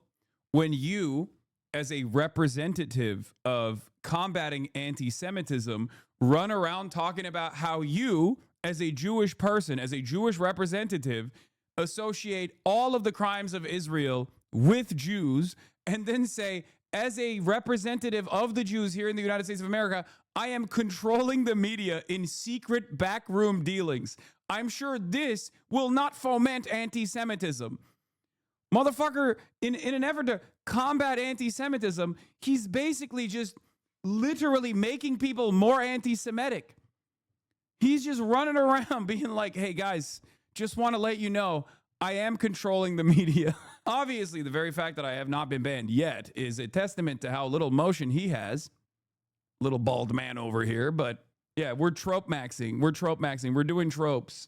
Yeah. The reason why he's doing it quietly behind the scenes is because it's not working. Because he's not just doing it quietly behind the scenes. He's doing it very publicly as well. When I go after Nick Fuentes or Hassan Piker, a revolting person, they should call him Hamas Piker. No! Got him! Oh, we got to run that back. Look. This is the part that I saw where he like briefly brings up Nick Fuentes and then has so much more to say about me. And it doesn't disarm them when I go after Nick Fuentes or Hassan Piker, a revolting person. They should call him Hamas Piker. He's here in LA, and he's just a putrid, says horrible, slanderous things about Jews, about Zion. Hamas Piker, putrid. I hate him. I hate him so much. Oh, bro, this is my J. Jonah Jameson, dude. Why I oughta get me pictures of Spider-Man. Oh, I wonder who he's working with on the left, by the way. Quite the interesting situation. Who could he be working with on the left to take down Hamas Piker? Says horrible, slanderous things about Jews, about Zionists, about Israel. And has a big platform. Yeah, so you might not know Hassan Piker, but if your kids are watching video games, you better believe they do. Because on Twitch and on Steam, he's everywhere, let alone on YouTube. Steam. I'm everywhere on Steam, dude. You don't even know. Every video game has a little Hamas Piker in it, okay? Every single developer has aligned with Hamas Piker. We are doing the resistance. Mukawama, okay? This is what we are doing. Every video game has a little Hassan Piker in it. An Insta.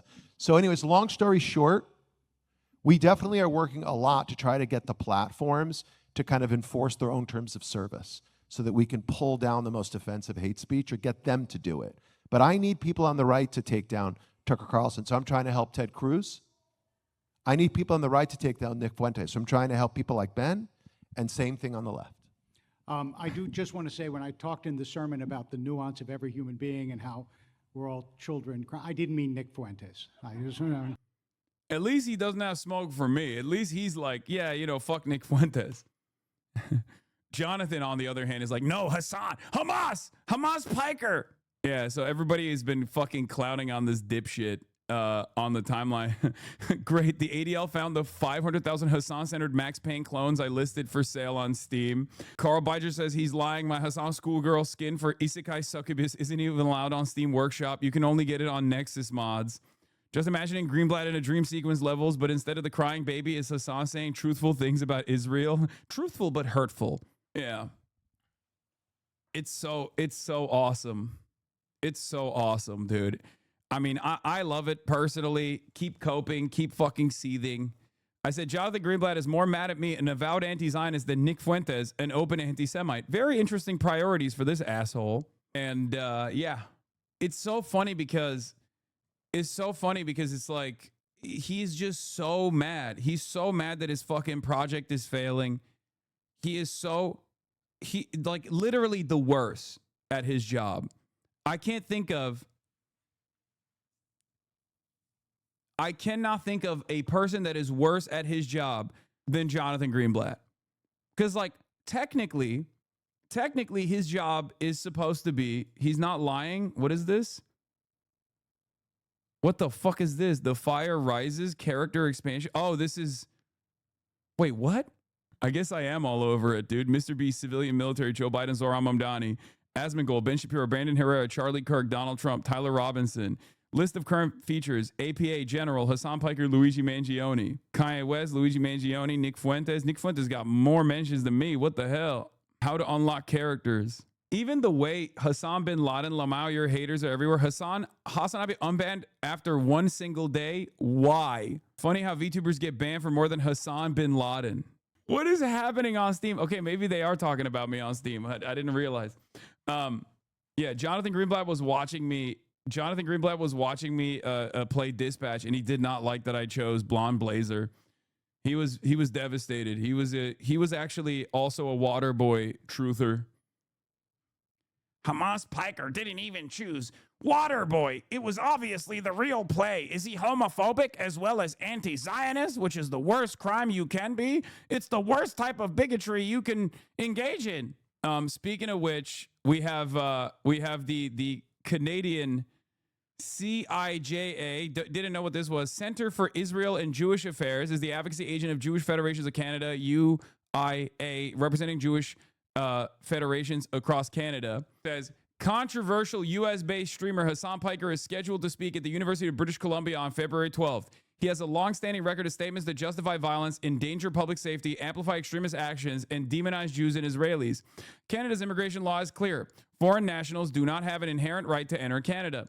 We're calling on the government of Canada to review this matter and act decisively. Okay? Head to actionhub.ca to urge Vancouver-based local MPs ensure authorities do not allow individuals to promote dangerous rhetoric and platform Canadian-listed terrorist entities into our country. He must be stopped before it's too late. And this is Avi Lewis, who is running for, I think, NDP leadership right now. And if I'm not mistaken, maybe the husband of famous professor, been on the stream already for a brief moment, Naomi Klein. She was at the Zoran Mamdani. She was at the Zoran Mamdani election night victory party. We talked briefly, if you recall. But yes, I will be at University of British Columbia. Hey, Hassan the Hun, excited to welcome you to my university. Here's a briefing we wrote on the group trying to have you barred from the country. Yes, Trumpism Canadian style. It's a thing. But yeah, That's wonderful. If I am allowed into the country, I will be at University of British Columbia. They treating you like you're Maccabi Tel Aviv coming to town. Okay, first of all, if I was actually a hooligan, Maccabi Tel Aviv, oh, they listed your crimes here. Send a message. More information. On October 29th, New York Congressman Richie Torres sent a letter to the Twitch CEO Dan Clancy to express an alarm about the amplification of anti-Semitism on Twitch in the hands of Hassan Piker. On a live stream, he said, "It doesn't matter if rapes happen on October 7th. Like, that doesn't change the dynamic for me. The Palestinian resistance is not perfect." Yeah, it doesn't justify genocide, which was true. It's a true statement. He platformed a Yemeni TikTok influencer who is claimed a Houthi pirate by the name of Rashid El Haddad on his live stream. Again, none of my good crimes. During a Twitch live stream, which is no longer available, Piker said America deserved 9/11. In an undated live stream, he demonized Orthodox Jews as inbred. Not even what happened. On October 12, 2025, Piker tweeted demonizing Israel as innocent Israeli hostages were returned home. Wait, which one is that? God, I talk so much shit about Israel, I don't even know. Oh, this. Israel is mathematically tens of thousands of times more barbaric than Hamas ever could be. This is not even in dispute. Anyone who refuses to see this is blind. It's true. Literally, when you don't have an argument and you want to defend your favorite fucking genocidal ethno-state, you just go, oh, anti-Semitism. Why I oughta. Please stop spamming Sasha Riley, okay? I'm not going to get to that right now. Yeah, my bad tweet is one that they just have no fucking answer for. What is this, Kick Clips? Why am I clicking on a Kick Clips link? What the fuck is wrong with me? All right, where's the website? Wait, did I accidentally click out of the website? Where the fuck did the website go? Hold on, I'll find it. I'll open it again. Wait, no. Can you send me the link again? Where did I can't, Control-Shift-T is not working, which means the website is still open somewhere, right? I lost the motherfucking tab. I don't know how. Oh, it's because I clicked through. Got it. One of my favorite things that these guys also end up doing on accident is they post like sexy photos of me to be like, look at this dangerous man. We cannot let this dangerous man on campus. And it's like, it's just like a hot photo of me. I always, they should have posted like when they did the handsome face of terror apologia. That's why it's my favorite fucking article that's ever been written about, my commentary. Hassan Piker's rhetoric is incompatible with Canadian values and raises serious public safety concerns, especially amid the surge of anti-Semitism we've seen across social media platforms on our university campuses on the streets of Vancouver. How old are you? How old do you think I am? Their community win section. Wait. IRGC listed as a terrorist group. Toronto International Film Festival. Hizb ut Tahrir canceled as a terrorist organization. Safe access zones for Toronto. Confronting the Iranian threat. None of these seem like big W's, I don't think. Kneecap ineligible to enter Canada. I think they're just like taking ownership over shit that's happened. Yeah, it was like a rogue MP that decided to do that, right? Straight up propaganda media. I mean, this isn't even media. This is what is this? The watermelon seller Emperor Sardukar. From the age of 6, they are trained in the ways of watermelon merchant warfare. In order to even feed themselves, they must outwit and maneuver Turkey's top ice cream tricksters who hold dominion over all their food. He deleted the post in shame. Good. How dare you speak out against the Turkish Sardukar. Tehranto? Please get it right. Tehranto? Are you going to meet Northern Lion? Is Northern Lion in that part of Canada? Is he around British Columbia? Because if he is, I 100% will link up. Oh, 100p. Yeah, I'll link up with him. Oh, I would love to link up with him. That'd be sick. Vancouver sold out. Rachel Maddow a week before, not sold out. Yeah. Yeah, baby. Sold out arenas. You already know what it is. You are a brand risk. He don't know you, little bro. No, I'm going to hit him up right now, actually, and see if we can link up and build. Link up and bald. When are you having that family podcast on? Oh, the podcasters that talk to their hog mom and dad. I'm not just having them on. I'm having their parents on as well. We're going to be calling in from the studio to have a conversation with them, and that's going to happen next week. That will take place next week, ladies and gentlemen. All right, let's continue. Are you going to meet up with Trainwrecks too? Isn't he in Vancouver now? Probably not. All right. Where were we? So I talked about the imminent threat that I present to the great, glorious nation of Canada with my virulent anti-Zionism. Big threat, big danger, very scary stuff, guys. Israel is fucking gross and awful. And obviously, that's the worst thing you can possibly say. It's the most anti-Semitic thing you can possibly think. You should not think it. Am Israel Chai. Am Israel Chai all the way. Nuts. Anyway, here's a clip that's going viral of let's get back to Amer Israel, okay? Our very own backyard. Also Israelifying at an alarming rate. Let's take a look. This is nuts. This is fucking, yeah, and you're right in the middle of this shit. What the fuck is going on, dude? This is insane. Have you ever gone out to these sort of things before? Never. I've never protested in my life. My brother's here. He does it all the time. I've never. Yeah. Like I said, I'm far enough away, but close enough, and I sit in my cushy house and look at shit and get mad, and they're just trying to fucking scare people, and but why shoot people? You know what really pisses me off is the fact that they detain people, cuff them, and then still beat the shit out of them. They tell you it's immigrants, only immigrants. It's fucking anybody. I have friends that got detained, and all they were doing was fucking driving home from work. What the fuck? Sounds like you don't fit the definition of the... No, and I'm not fucking paid to be here like everybody fucking says. What the fuck is that? I gotta work in the goddamn morning, just like everybody else. I'm just here trying to stand up for community, dude. This is the real median voter, by the way. This is precisely the reason why I was saying, like, whatever you see on the internet and on Twitter is not real, okay? That does not represent the broad majority of Americans. The broad majority of Americans that don't vote or vote Republican but are otherwise normies and not thinking about it, like, it's very difficult for you to comprehend how out of touch most non-voters are, okay? Because you're constantly tapped in. You're in this ecosystem where you're being fucking pummeled with like everything that Donald Trump is doing, everything the Democrats are doing. It's sometimes really difficult for you to comprehend like what the normie person thinks, okay?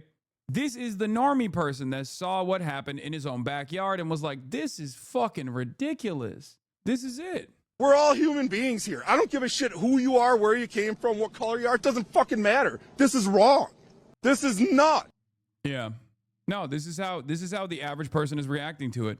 What you see on this website, dudes like are far more representative of the median than people who keep spamming, yeah, I voted, and get 30K botted likes. She's gonna fall. Are you talking about Kaya? Nah, she's got it. Your tweet writing voice is like Nick Shirley's all-time voice. Okay, calm down. It's fucked up. Even if it's true, you shouldn't say such things. Yeah, from afar, you think, oh my God, half of Kaya's body is off the bed. What you fail to consider is that she's very fat, and her fat rolls may look like she's actually falling off the bed, but there's a lot more fat on the other side of the bed. So she's not falling off anytime soon. That's not fat, it's skin. Stop bullying her. She's fat and also has a lot of skin. Notice how someone was mean to you about your Twitter voice and now you're being mean to Kaya? Do better, Hasanabi? True.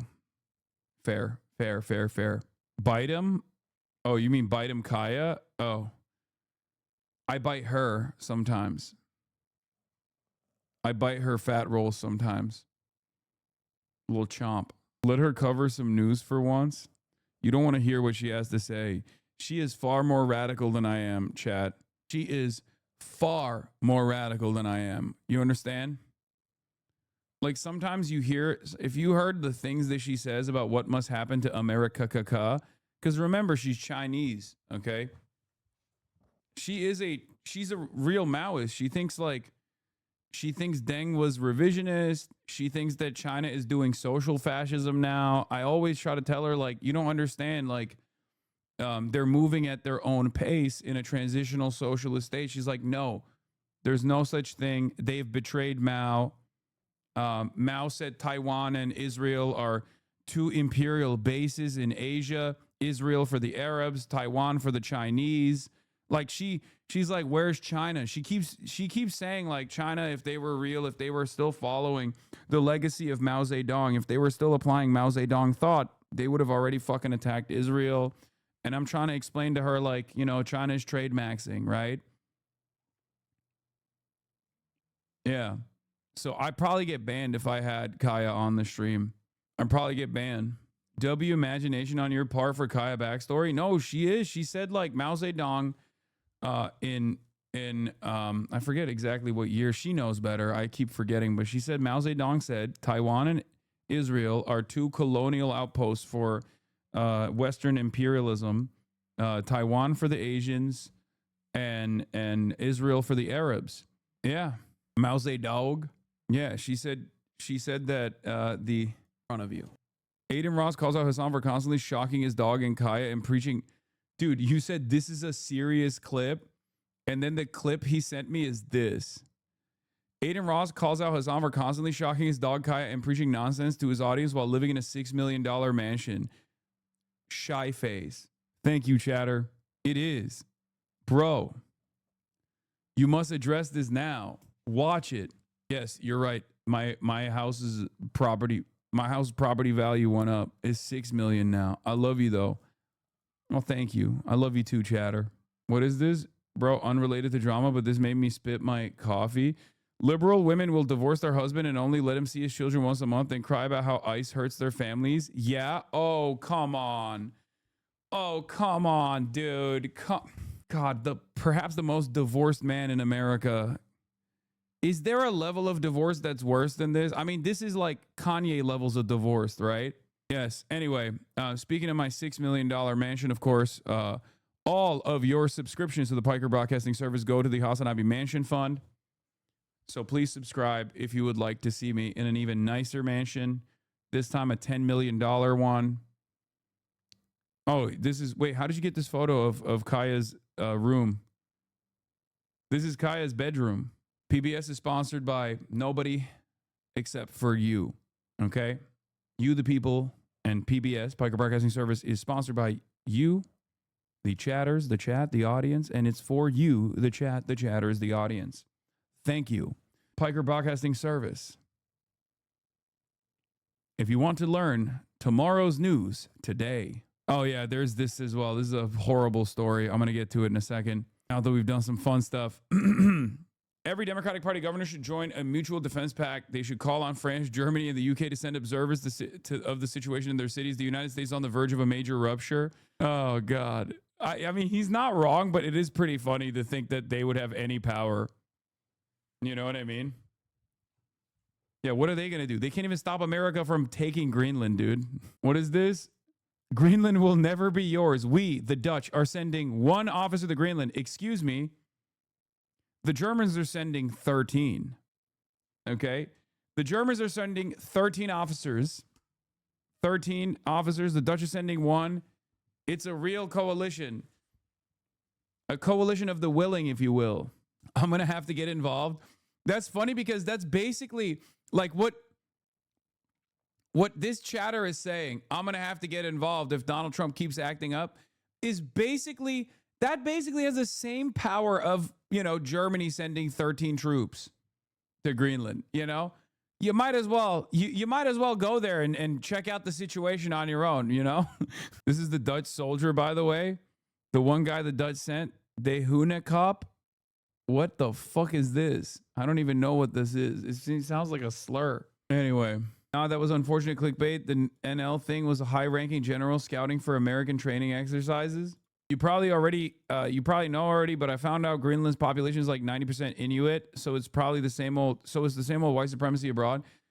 Yeah, and they got tattoos. They got face tats, bro. Scary. Okay. Do you know how scary that is? Think about that. MS-14.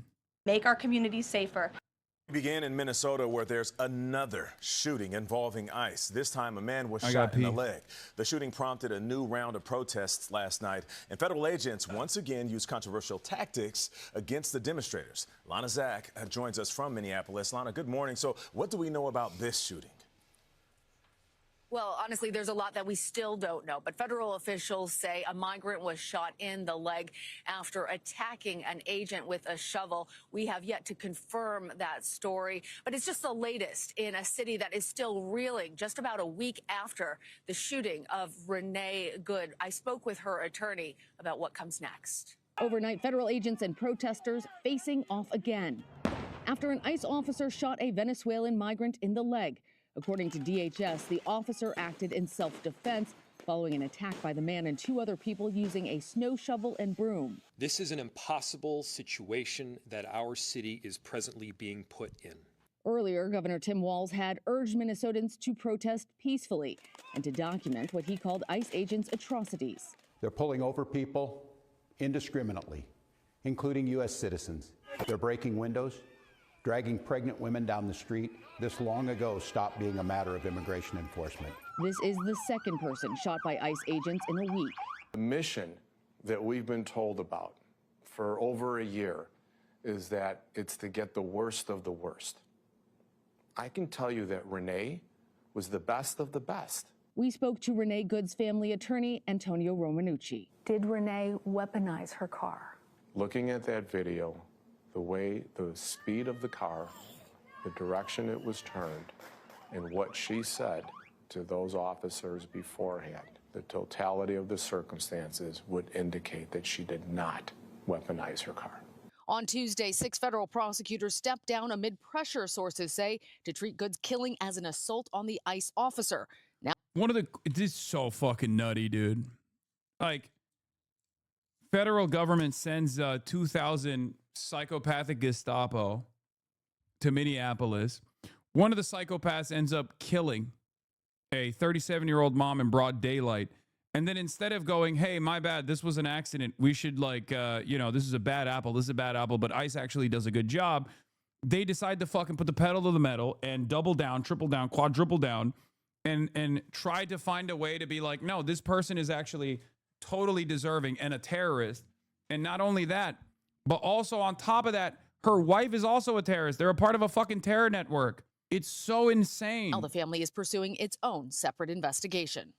The thought that there is only a one-sided investigation is really not palatable to the family, nor should it be to the government or the American people.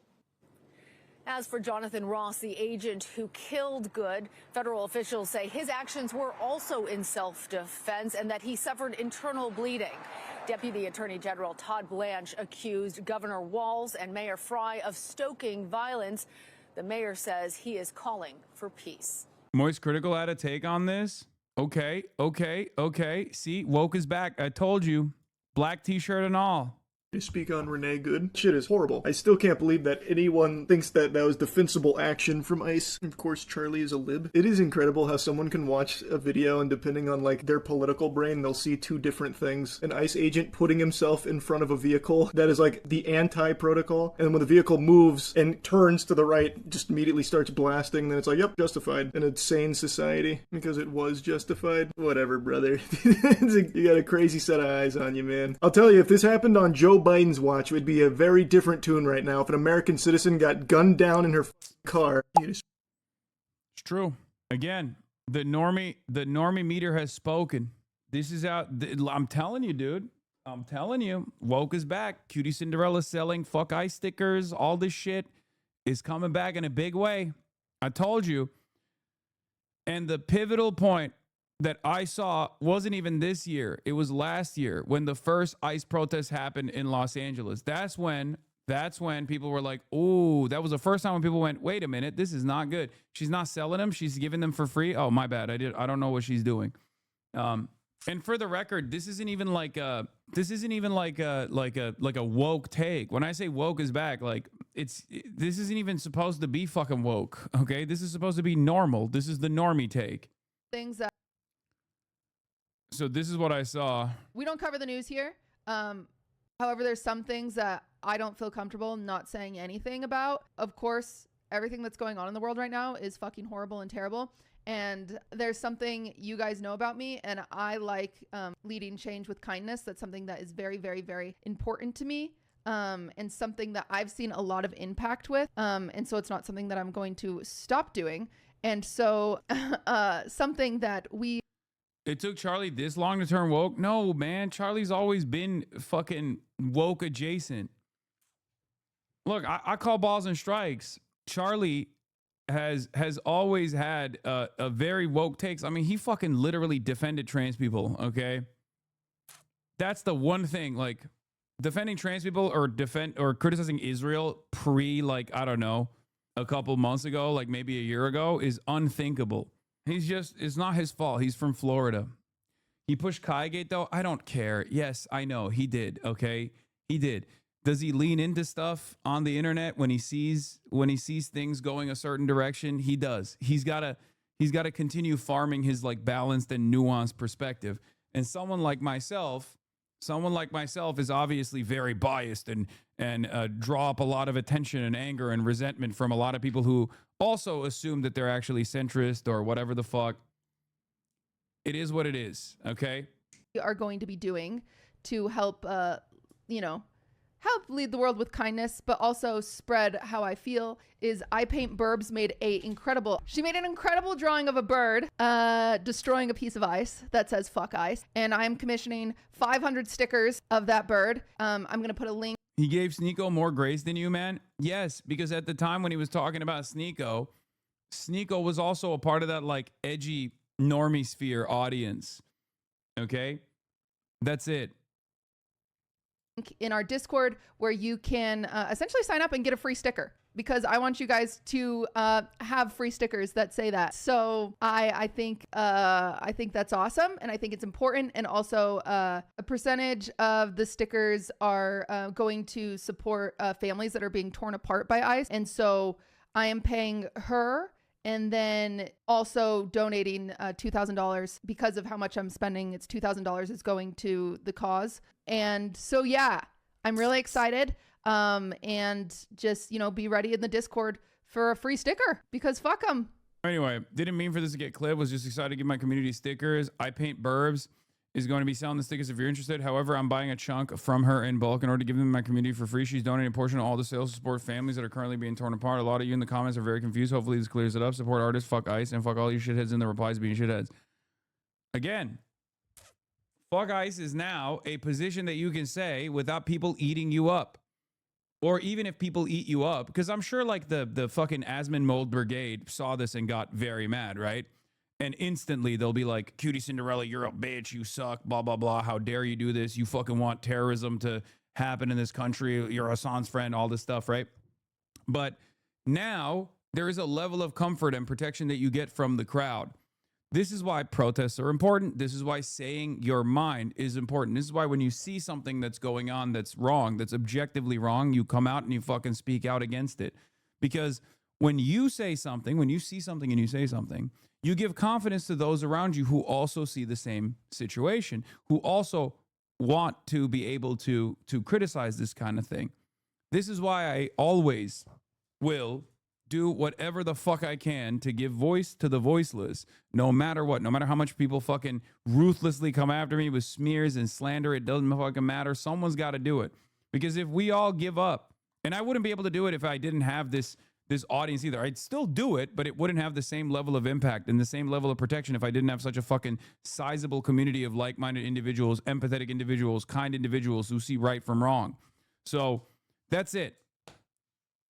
We have power in numbers, and we have the numbers, but for far too long, unfortunately, for far too fucking long, especially in this media environment with like Elon Musk's Twitter takeover, people have created this like false assumption inside of them. People have been following Voice of the Voiceless, get the fuck out of here, loser, LARPing chat. You don't have the numbers and are losing them. You created this sort of lame dichotomy on this app because Hassan is losing relevancy, lol. You guys are the same, just puppets online. check mod comments. Asman Chud. Okay. Anyway, these are Muslim. There are Muslim Nazis too, trans Nazis as well. What's going on? Somewhere along the way, I think this guy got one-shotted, I guess. I wonder what his journey was. In any case, as I was saying, husband, but she wears chokers like a slut. They are third world parasites. Hassan is a trust fund loser who has no real opinions, Lamau, just hogwash. Hassan is R-worded. Hassan's dog. Ball Zach Water shut your bitch ass up. Hassan is bleeding like the tail of his old dog. Farmed. You good, buddy? Are you all right? What happened? Are you okay? What took place in your life that was so dramatic that caused you to fucking lose sight of what you used to believe in? You know, following since January 2nd, 2026. So I guess like we got to go around there to see what was the moment. Oh, it might have been Venezuela. They don't catch these people, though, Hassan. They don't even try to catch them. So this is the best alternative, shaming. It's one of the ways societies police themselves. Hassan's take is bad on this. Hassan has moved past. This is just how poors behave like Robin Hood. The fraudulent state investigating itself and using evidence to discount efforts that are ushering federal efforts cringe. There are no children in any of these places. Oh, he got filtered. He got filtered by the Nick Shirley video. They only followed you again after you went into Asma's chat. He got filtered by he got one-shotted by the Nick Shirley video. He was like, yeah, them Somalis, dude. Yeah, he's been in here since 2020. First message in 2020. And then one fucking Nick Shirley video and he just loses it. Or 2022. I thought it came out. She lied. No. Lex Neurodivergent W. Brother, that's the easiest filter to clear. How did you get filtered by Nick Shirley? That's the most embarrassing fucking... Like, being a Nick Shirley victim is the most embarrassing type of victim you can be. Because, like, it's not even like a particularly intelligent person that duped you, you know? Wait, why did you link this to me? Oh, because older logs. 2021. Lamau, imagine being 13. Lamafao negative. Been in here since 2020. And then watches the most mentally stunted adult that you cannot even clinically consider to be a fully fleshed adult make a slopaganda video with zero new evidence in it, falsely tying it back to an ongoing investigation. And that was it for him. He was like, nope, I already have my biases about his logs in your chat. Lol, Trump's team gotta hire Asmongold at this point. The defense is wild, even coming from someone who voted for him the first time. So on April 14th, 2025, he was shitting on how much Asmongold was dick riding the administration. What could have taken place? Dude, excuse me, guys. I am fascinated with stuff like this because obviously my job is to try and help people understand what's going on, right? So when you have someone that's been around for as long as this guy has in a community like this one, who in the past was, you know, seeing how biased of a propagandist Asmongold was for Donald Trump and like dick riding Trump into oblivion, having that guy turn around with one fucking YouTube video is like, did you get a traumatic head injury or something? Like, what took place in your life that caused you to have such a significant reversal? Did Somali Antifa fuck your girlfriend or something? Is that what happened? Did you get hit with a Fetterman stroke gun? Victim of divorce? I don't know. He's not even responding. I don't know. Did he fucking change his username in shame or something? I don't know what happened here, but I can't even see his logs no more. He went nonverbal. Like, how do you go from... how do you do this? Like, how does this happen? This channel has been closed by the user? No. He deleted his account in shame? Buddy, I don't know if you're still in here or not, but you didn't have to do that. We get this daily, man. Ask them about Asman and they dip instantly. That's crazy. What the fuck? I don't get it. When people are like, see, I didn't even like repeat the energy he had for me in the chat. Like, you don't have the numbers, you're losing them. You created this sort of lame dichotomy on this app. Voice to the voiceless. Lol, you guys have no politics, just reactionary shit. What happened to this community? Hassan doesn't care. It's only America bad. You said you would be fine with re-education camps. It was justified. All of you are suburban LARPers. U.S. always bad. Hassan is a multimillionaire benefiting from U.S. hegemony. Laughable socialist LARPers. Lol, no one cares about Kyle. He's never been right because Hassan is losing relevancy. I don't, like, did he get fucking brain broken by Reddit or something? Is that what happens? Like, how does this happen to a person? How do you lose sight of, like, your worldview in its entirety? How do you go from, like, you know, talking about how much Asmongold is deep-throating Donald Trump to being like, I love Asmongold and I think he's right about the Somali third world parasites. Maybe I'm reading too much into it. Maybe I think like people are just like fucking around.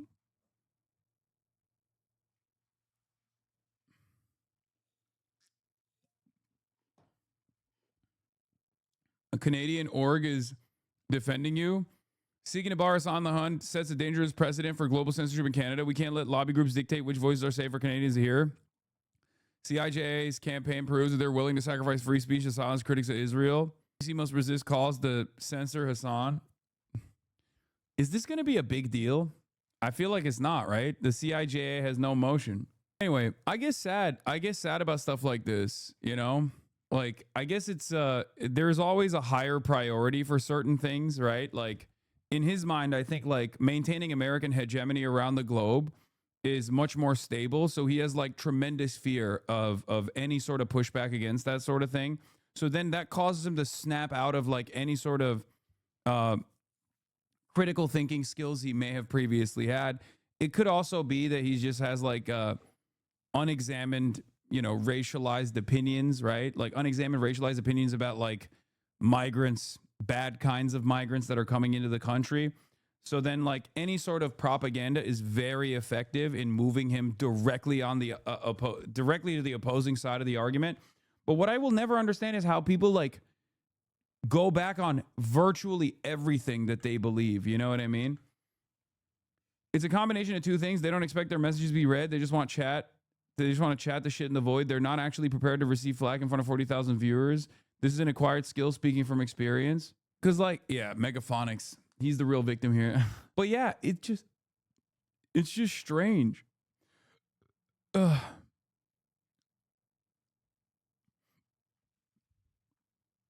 It is very strange that you, like, this is a phenomena that I've observed in this community for, you know, I've been doing this for many, many years now, right? Like, there are a lot of people who come in here, they tune in for years, and then there's like one issue that they disagree with me on, and it's like a super, super serious disagreement in their mind, and they don't go, okay, maybe I don't agree with them on this one, but I agree with them on like 90% of all these other things, right? And instead of just moving on from it, they basically go, I now hate everything that this person used to represent in my life. I don't have my own personal worldview. Like, we've seen people go from literally being hyper woke in my chat to defending white people saying the N-word because they went over to Destiny's community and became fans of Destiny.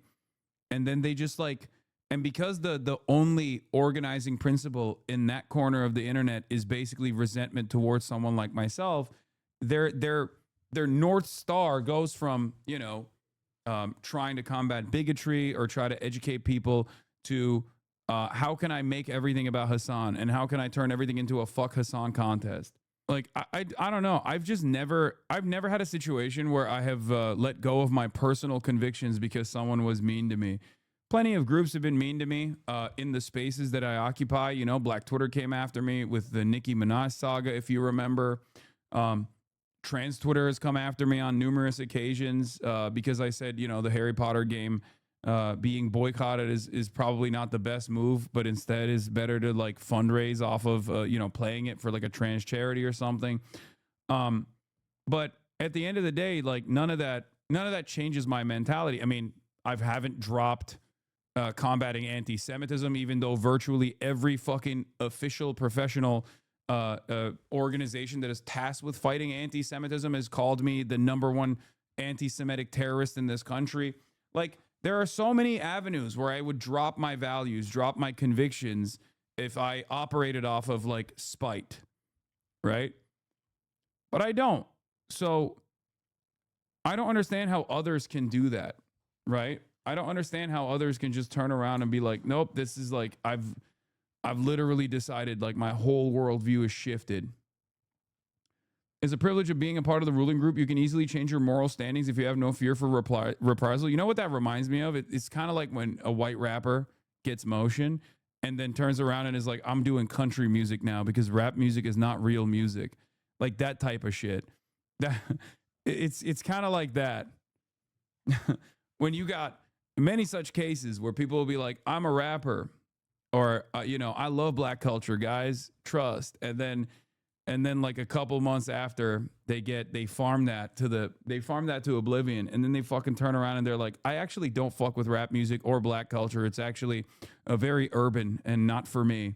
I wasn't even like shitting on Post Malone there, by the way. He's not the only example of this.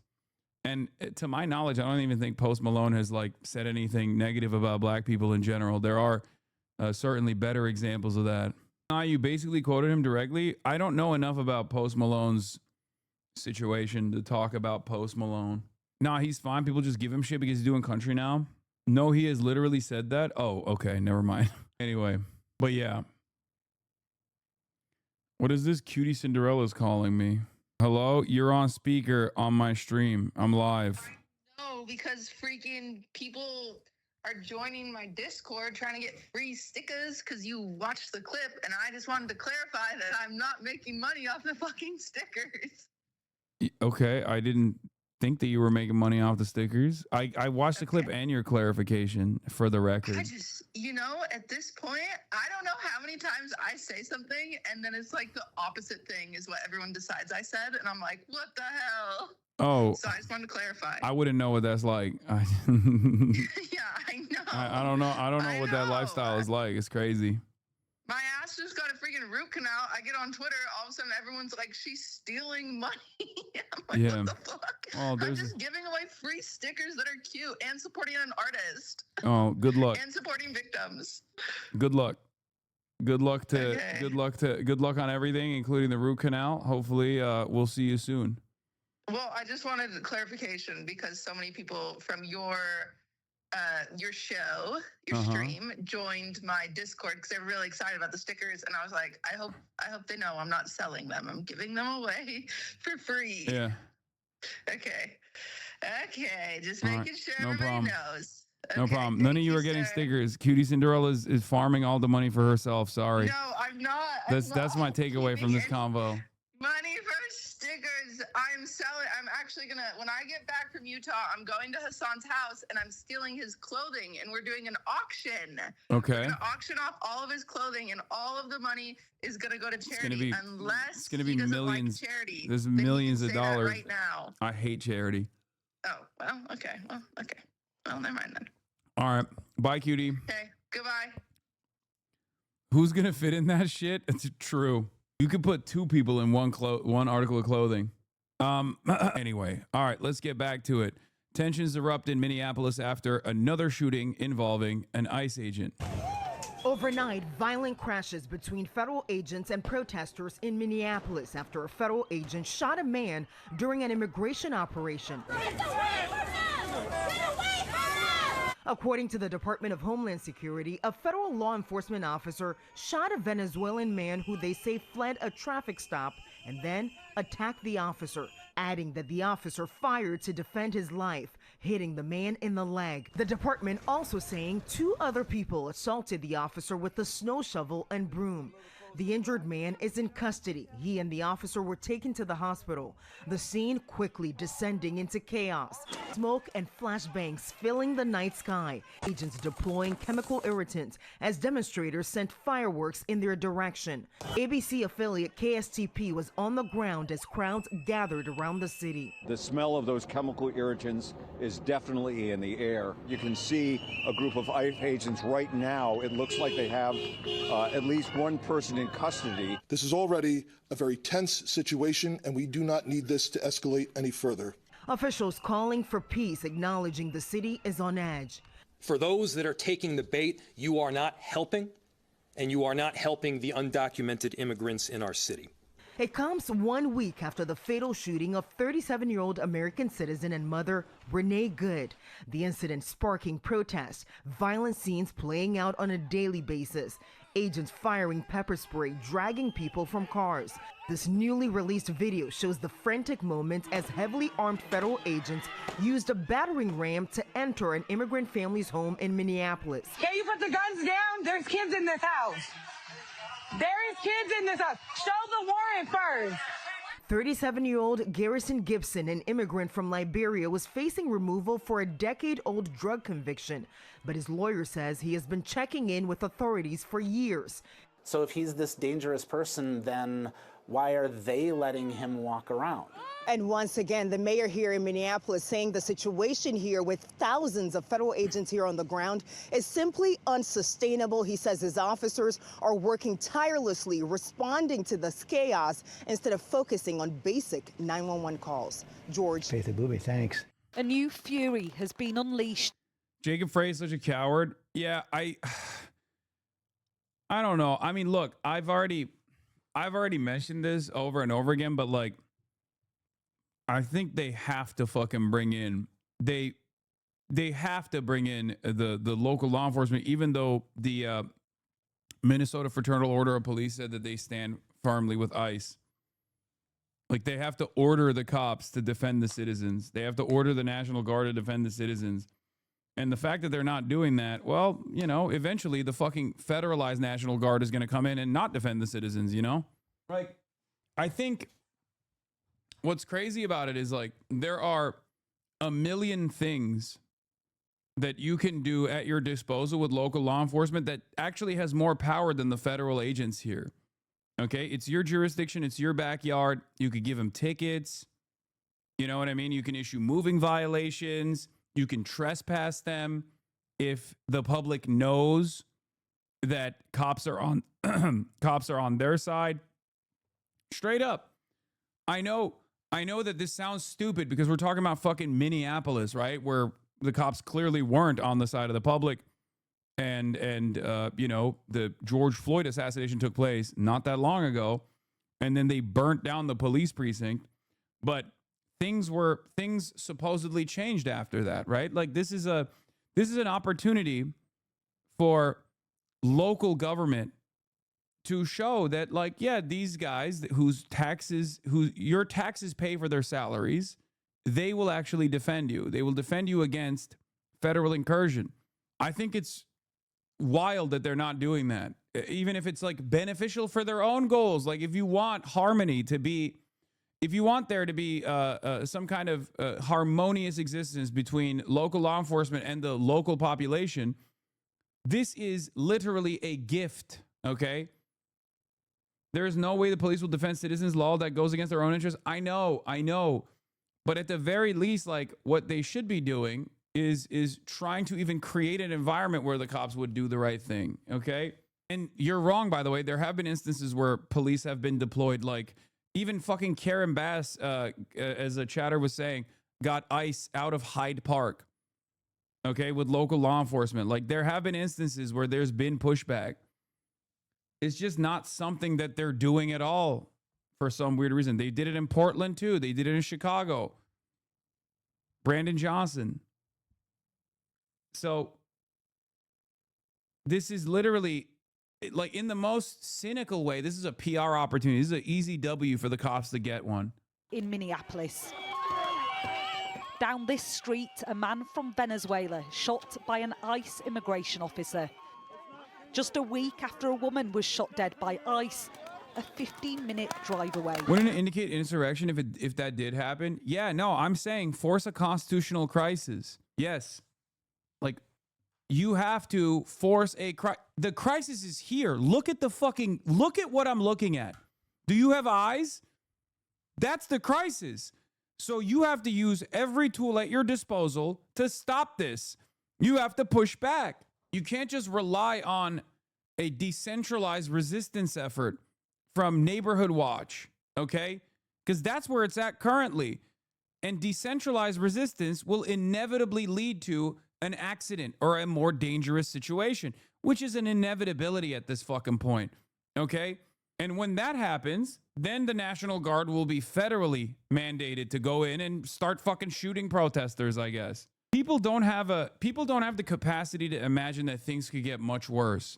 For some weird reason, for some weird, strange reason, the way that we always approach stuff is just like, oh, this happened. Oh, who could have foreseen this? Oh, well, there was nothing we could have done. That's not the case. There's always things you can do. Okay? There's always things you can do. And it's very weird. It's just, it reminds me of the danger that I saw with Donald Trump in the election cycle, right? And just kept repeating over and over again, you're fucking up the bag. Kamala Harris, you're fucking it up. You're fucking it up. You're making a lot of mistakes. You're behaving like this is a done deal. It's not the case. And now liberals still turn around and yell at me and act as though my warnings were just stupid. My warnings were like cynical, that I should have just assumed that Kamala had it in the bag. And then maybe she would have won. As though I have more command and more influence and more power than like Beyonce and fucking Taylor Swift. A lack of political imagination is how I would coin it for what it's worth, or political curiosity. Yeah, our political imagination on the left flank of the two major parties, which doesn't mean that they're leftists at all, obviously, okay, is unimaginably stunted. It's stunted. Republicans have tremendous political imagination for cruelty, tremendous room for cruelty. And they invent new ways of behaving cruelly every single day. I mean, this is it. This is one of the examples. The utilization of Trump's own personal Heil Hitler Brigade, where they have basically federalized the Gestapo, their own version of the brown shirts, that are now reliant on the government dime to go and do cruelty to Trump's political enemies. That right here is political imagination on the right. Okay? They're doing it. And if your response to this is we should force ICE agents to wear QR codes so that you can, like, right before they shoot you in the fucking head, you can pull out your phone camera and take a photo of the QR code so you can get the badge number of the dude who's shooting you in the head before you get inundated with a bunch of fucking Kalshi ads, and your phone just shuts off on its own instead of filming the process of your assassination. Like, if that's your fucking solution to the problem, you've lost your damn mind. Thank you, Open Presents, for the 100 gifted subs. We said Project 2025 was already being implemented before Project 2025 was even formalized. We said that Trump was definitely going to pursue it, and people didn't think that that was the case. Or not people, but like the adults, the serious thinkers, made it seem as though it wasn't all that significant. I kept yelling about the anti-immigrant sentiment being fomented by the right and how it would justify tremendous atrocities on U.S. soil over and over again. I talked about it at the DNC. I warned politicians actively. I talked to them directly. I told them, if there's no pushback, if there's no organized counter messaging against this kind of stuff, people will not imagine how violent this will get until it comes knocking down their doors. All of that happened. All of that came true. It's not like I'm a particularly brilliant person gifted with fucking foresight. I was just operating off of what Trump was saying. I was taking it seriously. And I'm warning once again, if the government continues behaving this way and there is no local pushback, not just community resistance, which is great, but if there's no pushback whatsoever, then people are going to realize that there is no one coming to save them and that they only have, their neighbors. And there will eventually be a person who takes matters into their own hands in self-defense. And then all hell breaks loose. If you don't want it to get to that, inevitability, you have to start using local law enforcement to, at the very least, be a fucking nuisance. Create additional hurdles that ICE must clear. This way, you get the local population to believe that the cops that are paid, the cops that get their salaries paid for by the taxpayers' taxes, are actually on the side of the citizens. Nobody's coming to save us. We really do only have our neighbors. We have to organize and build actual power. Individual action will never bring us liberation. Only organized collective action. I agree with you. But I'm just saying, this is me hoping for a Band-Aid on a hemorrhaging wound in the process. Because this kind of pushback is not going to comfort people into assuming that, you know, they don't have to do anything any longer. It'll at the very least make organizing easier. And this is the result.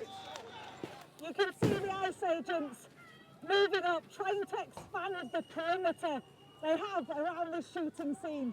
You're saying Florida is using cops to assist ICE? Yeah, but this isn't Florida. This is a blue state, a blue city, and getting bluer by the second. And the Democratic administrations that are supposed to be defending their own fucking tax-paying citizens are just out there sending Christmas letters, dude. What the fuck? Like, I mean, you saw the shit that Tim Walz posted. You're the governor, man. What the fuck are you doing? You're not some regular ass dude. You're the goddamn governor. You have a responsibility. You have a responsibility to protect your constituents. This is federal agitation. This is terrorism. The goal here is to dominate the masses. What good is it to literally rely? What good is it to vote for Democrats if this is what the Democrats are going to do? It's not even a strongly worded letter. Exactly. I am making a direct appeal to the president. Let's turn the temperature down. Stop this campaign of retribution. This is not who we are. This is who we are. And an appeal to Minnesotans. I know this is scary. We must speak out loudly, urgently, but also peacefully. We cannot fan the flames of chaos. That's what he wants. What a beautiful way to examine our current affairs when Tim Walz sends this fucking dipshit ass letter to Donald Trump, and then instantly all of the fucking replies are just bots selling that fucking quality leering hoodie. Those who fall behind, those who think about this in terms of like electoral victories, do not have the capacity to imagine how much worse things will get. Okay? That's why I was laughing at that one chatter who was like, oh, well, don't you think we shouldn't be saying anything until the midterms in order to secure victories in the midterms? Like, what fucking midterms? Not only does this kind of cowardice actually annoy people, not only does this kind of lack of action piss people off, and it causes them to think, why the fuck am I voting for you then? Because you're not doing shit. But also, there might not be any midterms at all. What are we talking about? I just don't get it. I think this TikTok summarizes it good. I'm deeply troubled by what's happening. That's why I just introduced a bill to the House that just says, no, keep on fighting. I'm deeply troubled by the actions of evil kidnapping racism agency. If elected, I vow to only fund them $90 billion. I don't want to say this, but fuck the bad guys. You wanted more? Whew, somebody should do something about this. It's getting pretty bad. Somebody, not me, not me. You guys should do something about this. Wow. This just shows you need to give me more money. By any votes necessary. The rise of evil baby-eating goblins in this country. How peaceful do you as a country want to be against fascists? I mean, it's getting there is my point.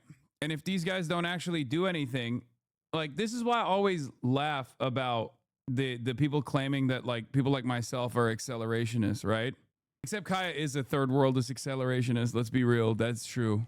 Kaya. She's rising up against place. Hello. Hi.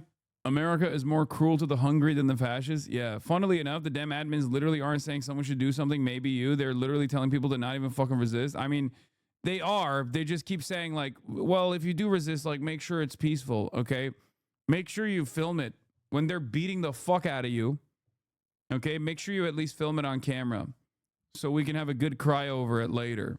There is only, I mean, I happen to believe that there's a finite amount of time and there's a finite amount of punishment that people will take until they realize no one's coming to fucking save us. We got to take matters into our own hands. Okay. And if you want to avoid that decentralized form of militancy, you have to get organized. And it's not just the people that have to get organized. I mean, there's already a general strike happening that they're calling for in Minneapolis, which I'm working to attend potentially. It's going to be on the 23rd, I think, or 20th. Wait, what day is it? I was talking to Omar Fateh about this. Let me pull it up real quick. Yeah, January 23rd. Yeah. ICE out of Minnesota, a day of truth and freedom, no work, no school, no shopping, march downtown Minneapolis at 2 p.m., January 23rd. They're going to have snipers on roofs looking for you. Everyone in this chat knows this. I don't think the federal government is going to assassinate me with a sniper rifle. Famous last words, I guess. But in any case, you are protected in the crowds. Okay? You are always protected among the citizens. I've been to enough protests that have turned into quote unquote riots through police escalation of violence enough times to know that. I know how I feel. I have a question for you. I have a good question for you. Can you please answer one question, Muhammad Hazada? All right, bitch, ask the fucking question. The fuck? Inshallah, we will hear the question from Muhammad Hazada. But yeah, the point is, when you attend this kind of stuff, you realize that, like, when you're at the edges, you're the least safe. When you're closest to the cops, you're the least safe. When you're surrounded by the people, you're the most safe. From the outside looking in, it feels as though, what is it? Why the Iranis called themselves Persian? Dude, that's the question? Man, I don't fucking know, dude. Yeah, because they all watched the movie Prince of Persia, and they played the video game Prince of Persia. That's why. And they thought it was cool, because it is a really good game. Anyway, this is unacceptable, dude. Look, the Trump-Vance administration just used your taxes to pay for an ICE agent to do this to a 21-year-old kid who was only protesting because another ICE agent killed a mother of 3 who was only there because ICE agents are kidnapping your neighbors. What can you tell us about your injuries now and the prognosis? Will you be blind in that eye for life? From what I've heard the doctors say and everyone else, yes, I will be blind for life. They said my globe was ruptured. I had my lower lid was cut up, and they had to take skin from my temple to fix it. There's a lot to it. I don't remember all the things that they said. I have fractures in my skull that they can't fix, and I can't sneeze or cough because it's dangerous too. I remember also when I shot, there was pepper in it, and I had pepper down my throat. It made it hard to breathe for a long time. They pulled a piece of plastic the size of a nickel out of my eye. They said I had shards of metal, glass, and plastic all throughout my eye and behind my eye and in my skull.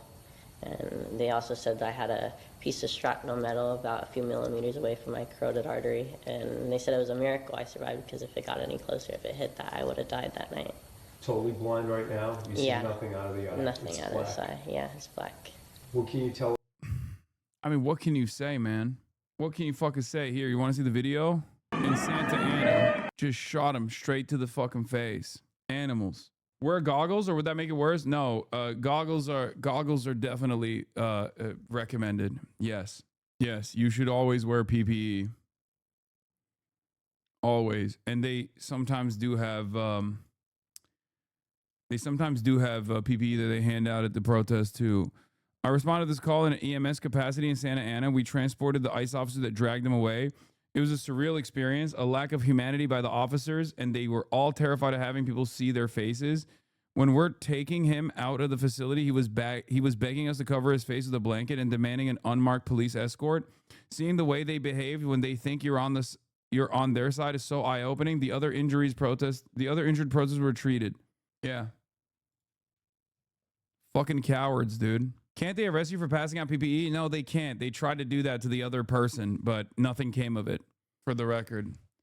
If you recall, I duked it out with former friend of the show, Alex Michelson, when he was doing his classic local news beat where he was like, this guy's a real terrorist for handing out face shields. Hello.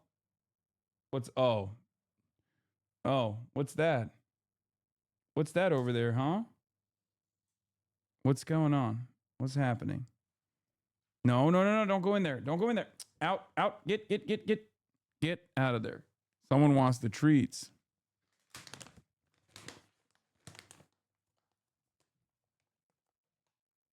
Oh, now you want to do plays. Oh, what are you doing? You licking the air? Ugh, smells terrible. Ugh. Former friend of the show? Oh, no, I'm memeing. Alex is not a former friend of the show. That was just a joke. Still a friend of the show. Anyway, Kaya didn't catch the treat. Oh, she's so bad at that. Fish was way better. Fish was way better at catching treats. Kaya cannot catch a treat for the life of her. If her life depended on it, it's crazy. Kaya Tola. Sexism? Sorry.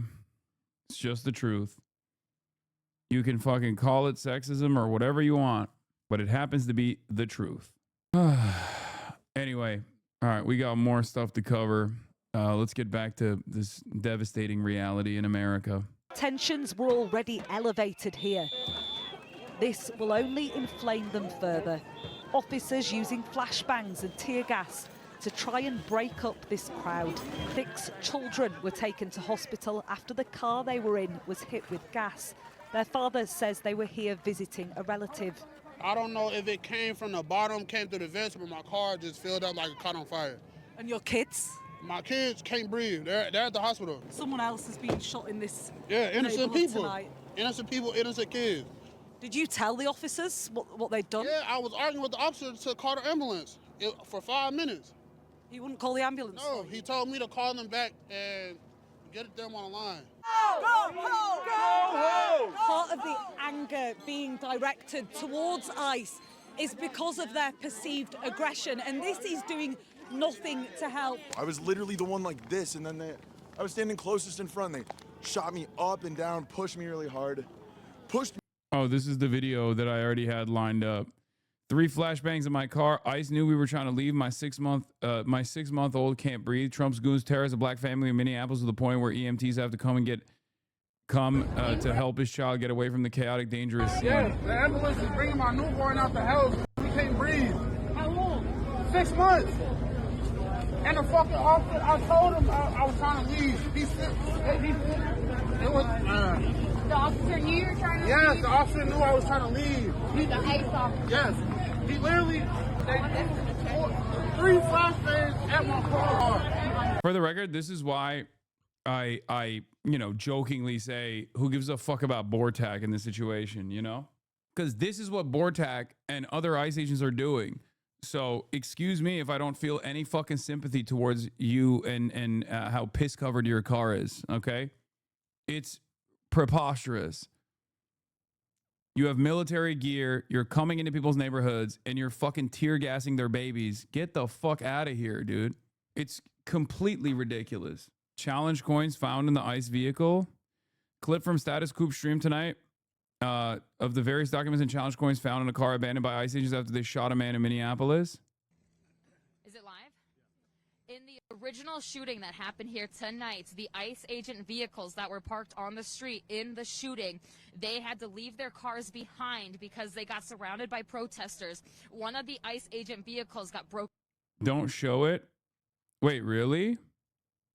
Wait, why? Stop showing this? They got banned from Twitch for showing this? Why would they ban them? Was it for this or something else? Okay, I'm stopping it. I didn't show it. Like, you can't even see anything in the fucking clip. But it was for saying the names. That's ridiculous, dude. They're doing their fucking job.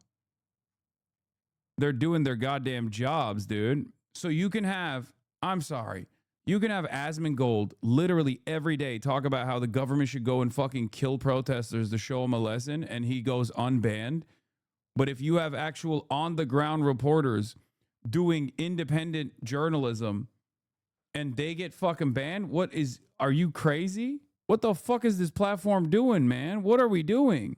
Teach them a lesson. He's even demanded people terrorize the cops if they choose to defend the Somalis doing on the ground instead. Insane.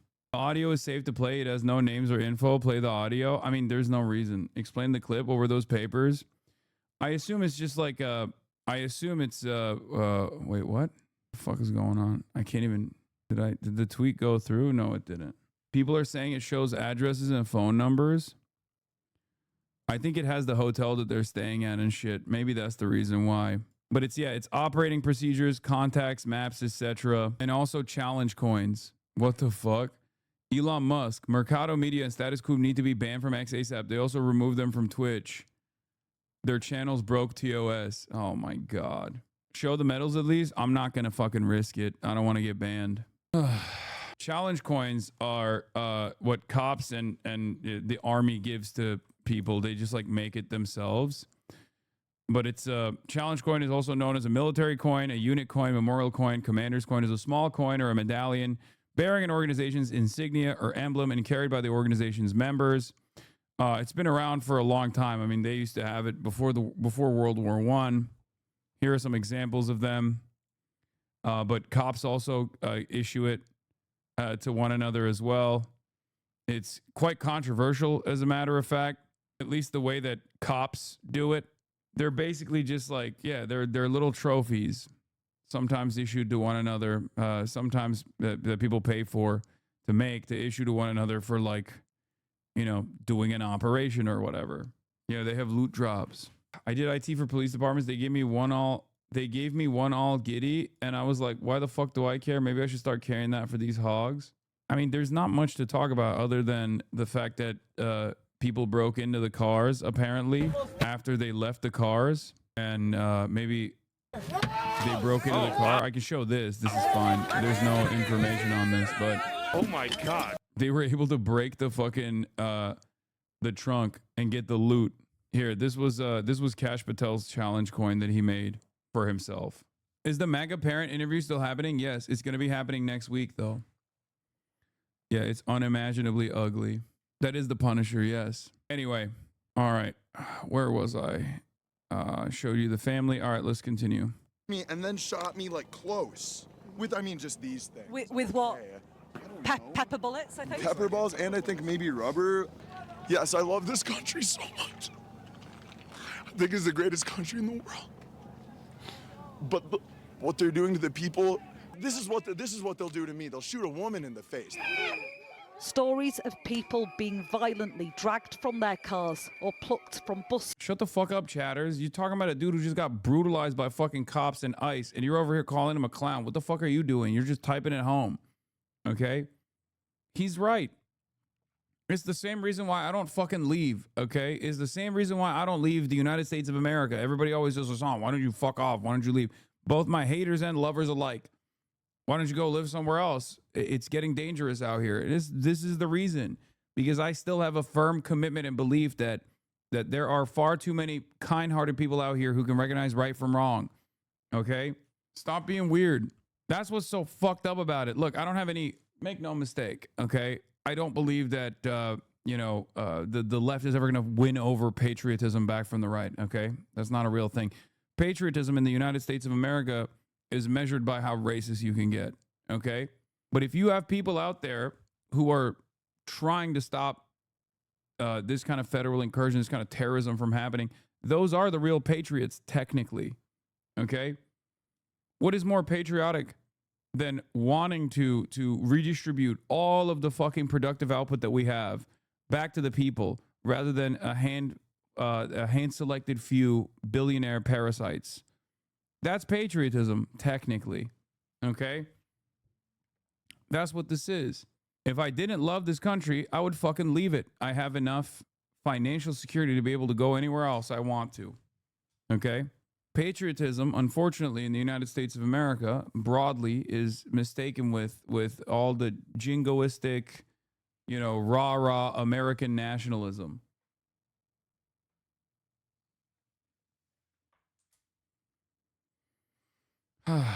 But the people that fucking refuse to leave, the people that actually push back, the people that actually resist, the people that actually demand more, those are the people who actually want to do right by others, by other Americans, okay? Stops by ICE are spreading here. They're trying to kill our people. They're trying to take our people from our state. For what reason? We do not know why. Leave us alone. We don't need y'all here. We don't want y'all here. Go somewhere else. I just live 3 blocks down, and what the hell is this? Look at them. They're in army fatigues. They're all lined up blocking the street, standing there with their rifles. Can you believe this is America in 2026? Oh, no. I'll talk about Mahmoud Khalil in a second, too. No way. No. I never thought This is Nazi Germany in 1934. 3,000 ICE agents have been sent to this city by Donald. Like, those people are not card-carrying DSA members, chat. Those are just regular-ass people. Those are regular-ass grandmas. Those are your neighbors, okay? The difference between people like that and maybe your parents is that your parents are fucking ruraloid Oklahomans who haven't experienced this yet, okay?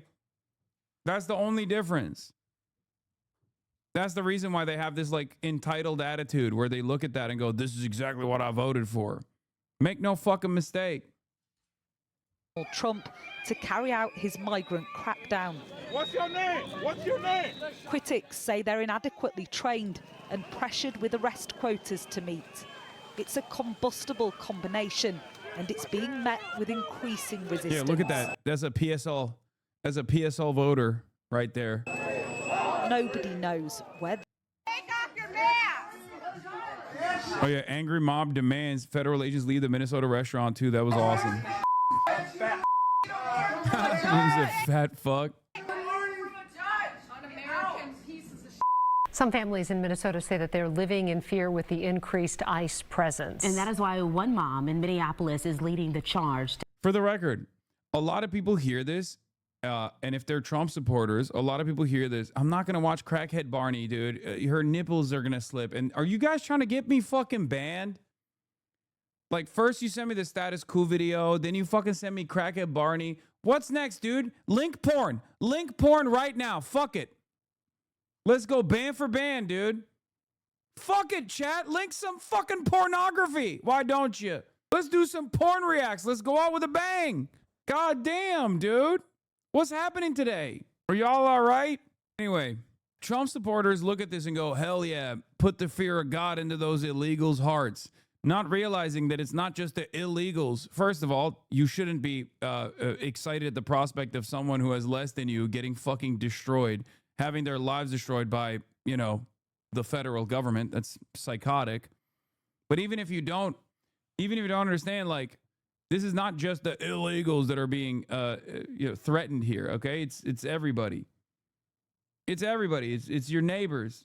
To help families at her daughter's school. Arshanu Her spoke with her and joins us now with her story.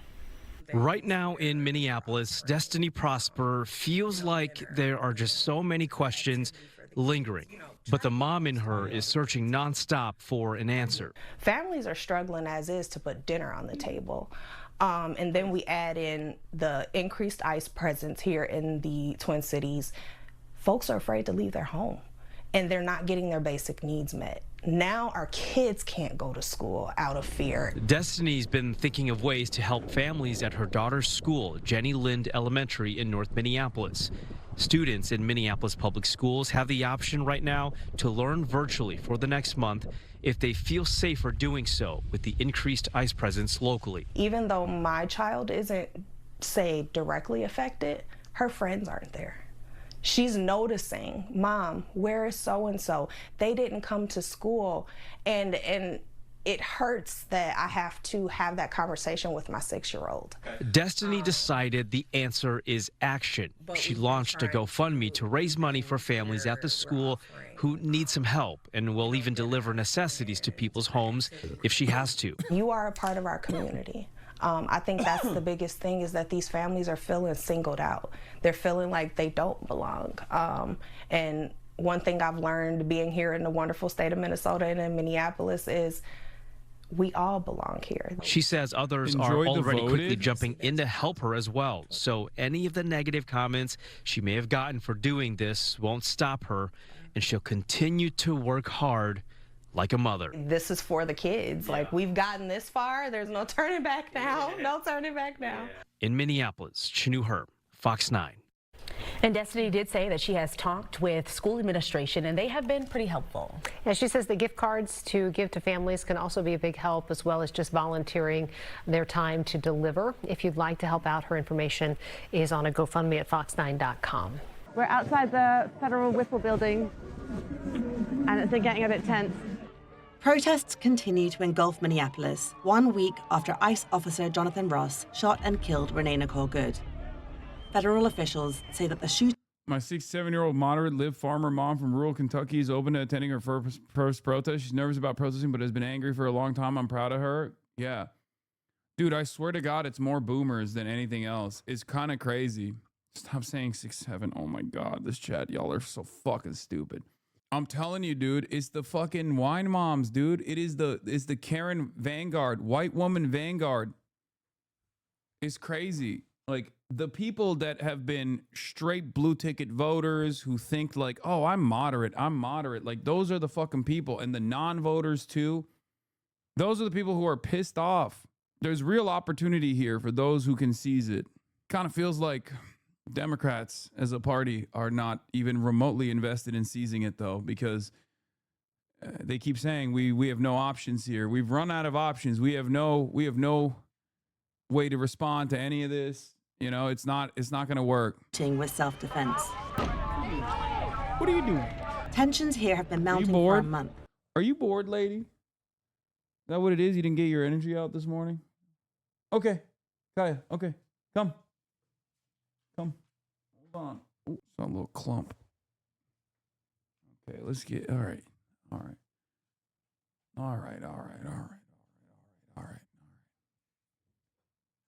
Barbara here, just on my local rapper response on the West Coast. Hell yeah. Ever since a surge in immigration enforcement brought thousands of ICE agents into the city, hundreds more are expected this week. Democrats are punishing the voters for not voting for Kamala? No.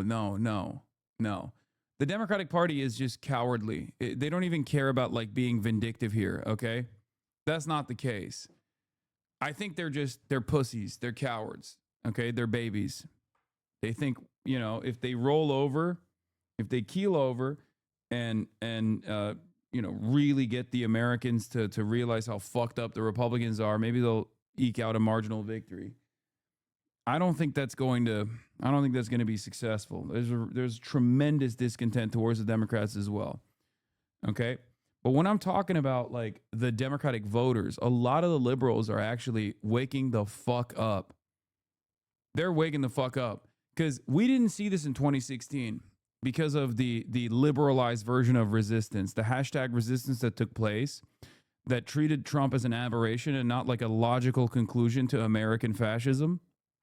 That said, this is not us. This is not who we are. Liberals basically were able to soothe themselves into believing that the liberalized version of resistance was enough and that the Democrats were actually seizing on that opportunity at the time and therefore thought voting for the Democrats would be the best possible way to solve this issue.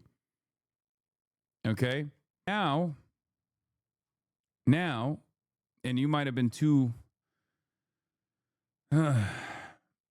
you might have been too how do I call it? How do I say?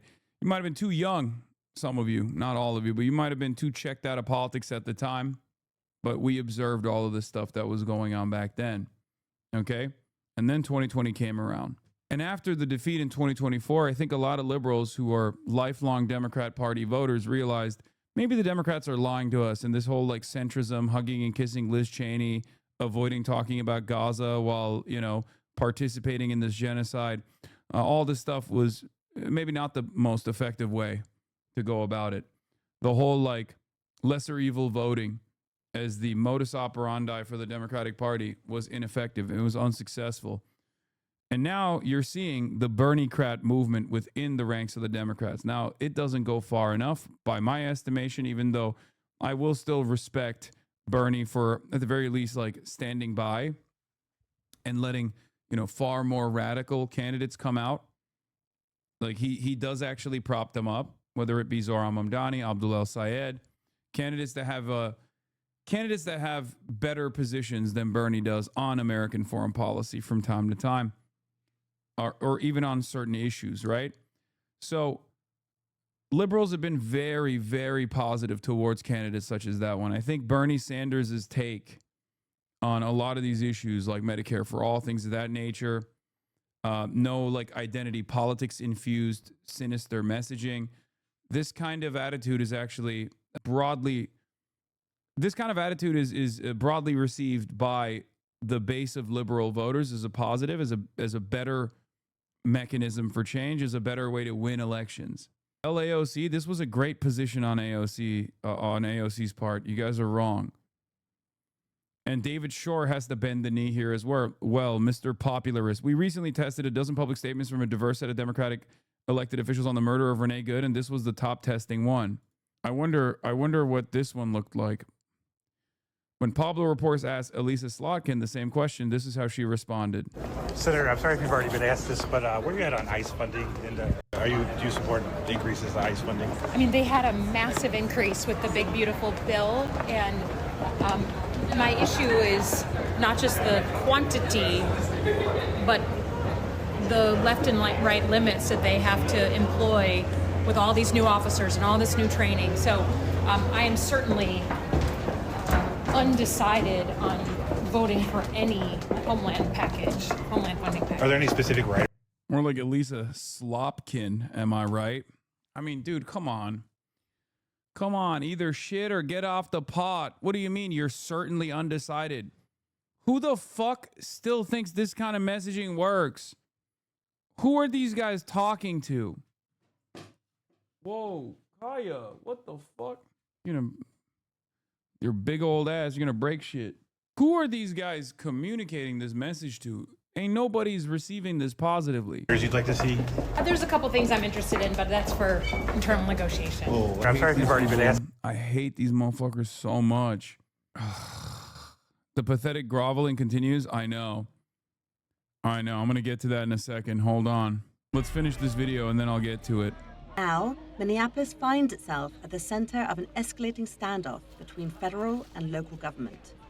Just this week, 6 federal prosecutors resigned amid pressure to treat. My boomer parents are suburban, lifelong conservatives, petite Borgs, and they're fully supportive of everything in the Trump admin across the board. I can't help but feel like most white people are like them. Yeah, that's because their suburbs haven't been impacted. Someone that they know hasn't actually been on the receiving end of this shit. The Trump administration is very careful not to do these kinds of raids in like super rich neighborhoods where they, hire some help or, kidnap their fucking landscapers, right? So they're insulated from the worst aspects of this cruelty. And therefore, they just keep assuming that things are fine, that this is good. It's like somewhere out there, other people are getting dominated. Some of those people, is it still a bannable offense to be from Naperville? Yes. Yes. I'm banning everybody from Naperville. Not everyone is like that. Not everyone is like that. And, moments like the Renee Good assassination wake a lot of people up, even if they are in the suburbs, Having said that, however, there's always going to be some people who are irredeemable,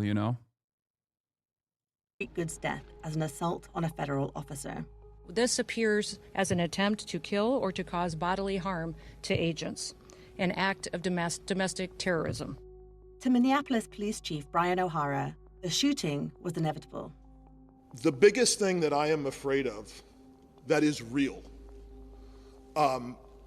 is that we can have a tragedy happen in this city. O'Hara took over the Minneapolis Police Department in 2022, 2 years after George Floyd was killed by police. Yeah, remember Abundance and the 107 Reasons Why It's Not My Fault? Books made to satisfy the anger of liberal voters and de-radicalize them while offering them nothing tangible. That worked in 2017.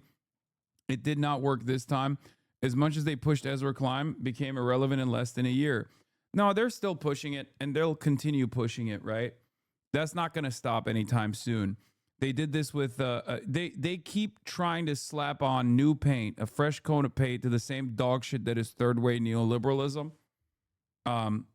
David Shore's popularism is one of those examples as well, where they constantly shy away from figuring out how popular it is to say fuck Israel. They shy away from figuring out how popular it is to say fuck private healthcare. We need Medicare for all. They shy away from how popular it is to say no military intervention, no more military adventurism, an anti-war position. It's weird how the popularists are always trying to figure out what's popular within the confines of the pre-existing Democratic Party's mandate. Okay? They don't want to say how popular it is when it comes down to saying fuck ICE, abolish ICE. That's it. It's just same shit, different day. They're trying to say the same shit in a different way. That's all this is. Okay? And maybe they get some people, maybe they dupe some people, maybe they delude some people. That's why I get really fucking annoyed with like liberal commentariat that spend every waking moment trying to say it was the left that is the reason why Kamala lost. Oh, y'all still happy about your protest vote or whatever, imagining an unsatisfied voter that doesn't even exist. If you look at the actual data, they did the same exact thing with Hillary Rodham Clinton's defeat as well. And it's even more laughable this time around because it was fucked up back then too when they were like, oh, the Bernie bros, they fucking caused Hillary Rodham Clinton to lose. And it was really interesting to say that because the operating principle there is, once again, I am owed your vote, right? That's just not how people go out and vote. The competition here isn't between those who vote for the Republicans over the Democrats. The competition is between those who want to vote for the Democrats versus versus voting for the couch. Okay? People who don't vote could be urged to go out and vote for the Democrats, but you just have to sweeten the deal. And the fundamental principle of democracy is that you're supposed to extract concessions from your elected representatives. Your elected representatives have to market themselves to you, have to tell you, we're going to do things for you, okay? We're going to help you. Here's how. But the Democrats completely refuse to do that. Every single time the election comes around, they just keep going harm reduction, harm reduction, harm reduction. So that's why no matter how much people shit on the pod johns here, I still have a little bit of sympathy for them because I think they've also recognized that things have to change, you know, and they've had their own personal defeats in the past as well. They've had their own personal problems in the past as well.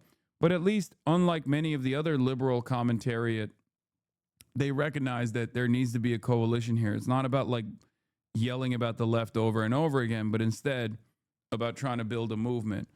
And they're not standing in the way, but instead opening up new avenues to bring these guys into the Democratic Party, the Bernie-crats and the like. So that's why I have all the fucking smoke for liberals who are still trying to do sectarian infighting to try to fucking claim that it was actually the left that didn't vote hard enough for Kamala Harris and that's why she lost. Just a pathetic fucking group of people that are still 39 years after the Japanese occupation ended, behaving like one of those imperial fascists in the island of the Philippines, you know? Just still fighting a fucking dying battle, a lost cause. The base has moved beyond them. The base of voters have moved beyond them. They've moved past them. And they're speaking to an increasingly smaller audience of party dick riders at a time when the party is experiencing unprecedented unpopularity. They're not asking the question, why? Okay? They do not realize that this attitude is not only unproductive, but harmful, because if the party consistently goes back to those fucking commentary people and uses them as their primary mechanism of communicating with the audience, they're not going to be able to speak to a broader base of support ever. You're describing the comment section in 90% of our politics. I know there is definitely, they exist online. They are just as marginal as the MAGA base is, okay? You understand? You need to understand. These are the real people, the people that see what's going on and get fucking pissed off enough to go out and take it to the streets. That's where the actual base is at, on the left flank, okay? That's where the actual base is.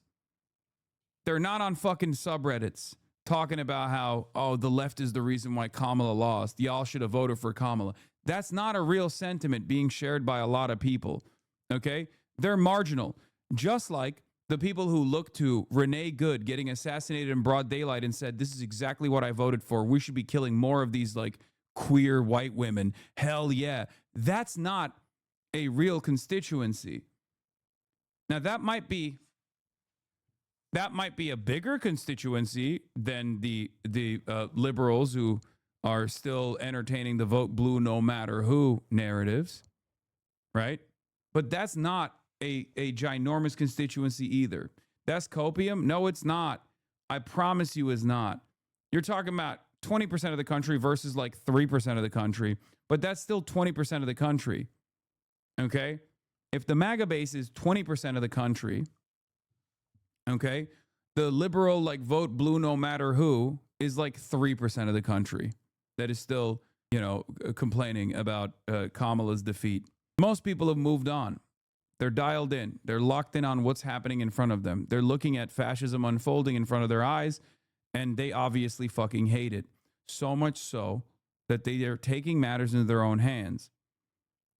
So just don't pay attention to the fucking liberals that do shit like that. Every now and then they try to get mad and try to fucking chirp a little bit. But, you know, until it reaches a certain point where it's a nuisance for me, I don't really talk about that shit at all. Okay? New Emerson poll on Texas Senate Democratic primary. Overall, 47% for James Tallarico, 38% for Crockett. Latinos, Tallarico has a plus 34 boost. On the whites, Tallarico has plus 29. Independents, plus 29. For Democrat voters in general, Crockett has a 1 point advantage. And for black voters in the state of Texas in the Senate Democratic primary, Crockett has a plus 72 boost. God damn. I will say this one more time. I will repeat this over and over again. If Tallarico ends up winning the primaries, I promise you, the black voters, the black Democratic primary voters that voted for Jasmine Crockett will still vote for Tallarico. They are diehard Fedayeen. They're not going to fucking pull out. Okay? They are the most reliable voting bloc for harm reduction narratives, for harm reduction voting. The same would have happened with Bernie Sanders as well, even though we never got to experience it. I've been burned so much in the past with Texas politics, they ain't going to win. I mean, they're probably still going to lose to the Republicans. We're talking about the primary. Tweeter in chief when it comes to policy, Gavin Newsom, whom many consider to be a frontrunner for the Democratic nomination, is working to stop a billionaire's tax. Newsom, closely aligned with Silicon Valley, is pitted against California's top labor unions. Fascinating 2028 ramifications. He knows where his bread is buttered at the end of the day. This is why I don't trust him. Why ain't you have him on, bro? I mean, I've talked to his team. I know there's a couple Hasanabi heads in his team. I've been talking to his team, but he's been ducking me. I tweeted it out earlier. I said, I have an open invite for California governor as a tax-paying California citizen and a mutual fan of Fortnite Friday. Jonathan Kahn says, has Gavin ever sat down with a left-wing podcaster who would ask him actually tough questions? The answer is no. At most, it was like Atriok and them, you know, and they didn't hold his feet to the fire. And the most tough questions he actually received was from Connor on Fortnite Friday. Here's the tweet if you want to fucking blast it. He would sit down with Charlie Kirk before you. He has sat down with Charlie Kirk before me. Didn't he call you a free spirit? No, he said I was a remarkable person or something, but I think that was just glaze. We've been stuck over the last several weeks as the local police kind of getting dragged into the middle of these situations where there's community that's angry and frustrated about what's happening. Do you work with ICE? No, there's a separation ordinance. Wall Street Journal doing a ride along with cops. We have nothing to do with... Always expect the Wall Street Journal to find the worst angle to cover the story. Every other outlet that we looked at is talking to the protesters, talking to regular people, showing how angry they are. Wall Street Journal is like, who can we go to here? The federal actions that are taking place. But then when our cops show up, the people who are protesting then turn their frustration and their anger on our cops.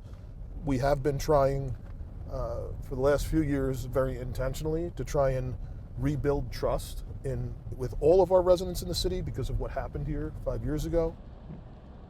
And the concern is when we have outsiders coming into our town wearing vests that say police, engaging in methods that are both unsafe, but also that are just questionable, acting like an asshole to people on the street. I mean, it's just damaging to the reputation of all of law enforcement, not acting like a professional on the street, talking to people in ways that are not respectful. Where do you think this is gonna go next? What this should lead to is somebody in charge taking a look at things objectively and saying, hey, maybe we need to look at our procedures. Hey, maybe this actually was preventable. That's what police agencies have been doing in this country for many years. The situation that we're in, it feels almost like things are kind of upside down. What happened to Good wasn't an isolated incident. The Journal identified 12 other instances of federal immigration agents firing at or into vehicles since July. And one other resulted. The National Police Association and the police union both publicly supported ICE and put the fault on the protesters. This guy's a minority position. I mean, he's the police chief at the end of the day. It's good that he's saying this stuff. Yeah, a Border Patrol agent scans the face of a driver as they stop and question him on the street during an immigration enforcement operation in Minneapolis on January 13th, 2026. Utterly dystopian. If I had accused the Republicans of wanting this world 5 years ago, I'd have been accused of lying and exaggerating. It's ironic because I did say it over and over again. And yes, David J. Byer of the Cato Institute is not wrong. They did say I was fucking exaggerating. All the goddamn time, as a matter of fact. I was saying this nonstop. Part of the reason why I was saying this is because, and this is how it's gone historically, what we do over there inevitably comes here, okay? That's the imperialist boomerang, okay? That's how it always works. First, we see this kind of stuff happening to Arabs in countries like Iraq or in places like Afghanistan, to the people that we are destroying and dominating, okay, with our imperialism. Then we watch it happen and unfold to Palestinians in even worse ways, if you want to understand how much worse it's going to get. And then inevitably, those are the testing grounds for this kind of enforcement.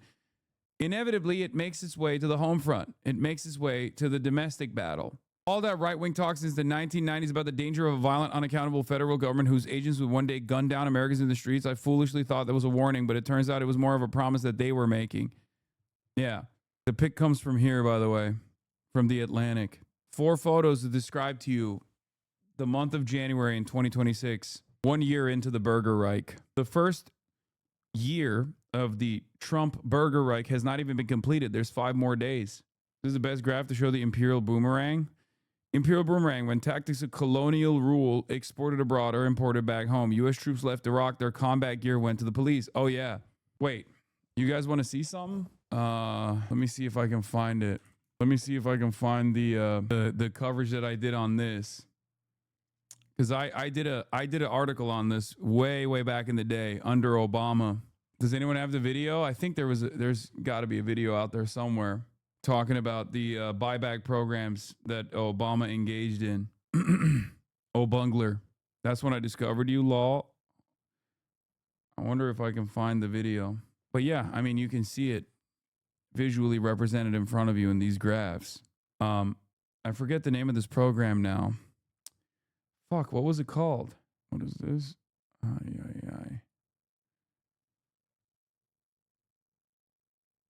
And that we should do buyback programs. Of buyback plans where there's like gun buyback schemes where I could just like take the gun there. No, those are gun buyback programs that I've talked about. No, there's a 1033, right? Yeah. God, Google search has gotten so much worse. Hassan Piker during his time at the AI overview shows it, but nothing else. Look at this. Like, what is this? What are these links? I said Obama buyback program, Hassan Piker, the Young Turks 1033. Hassan Piker during his time at the Young Turks likely discussed the 1033 program, which allows the transfer of surplus U.S. military equipment. Click the source, boomer. This is not a source. It's just bolded. Anyway, whatever. No, the little icon ink below the paragraph. Wait, what? What? Where? Oh, this? No, that's a gun buyback program. That's not the one. These are the links that it shows. It's not the right one. You're trolling, right?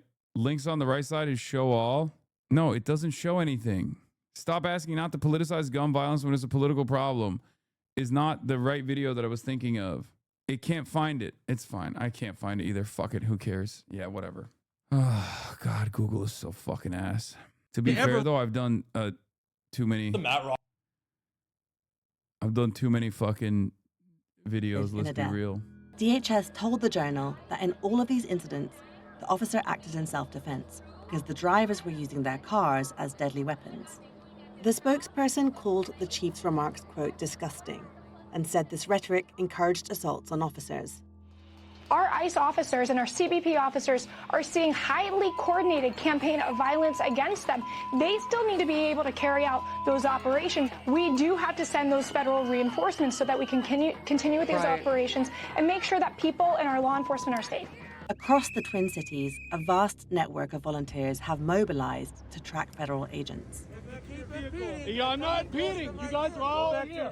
It's pretty wild to look at all this and go, yeah, base, by the way. I genuinely can't understand how fucking inhumane you must be, how monstrous of a piece of shit you must be to look at all this chaos unfolding and go, this is awesome. Found your take, it's from 2017. It's definitely not the right clip. It's a fucking thank you, free use femboy, week off for you.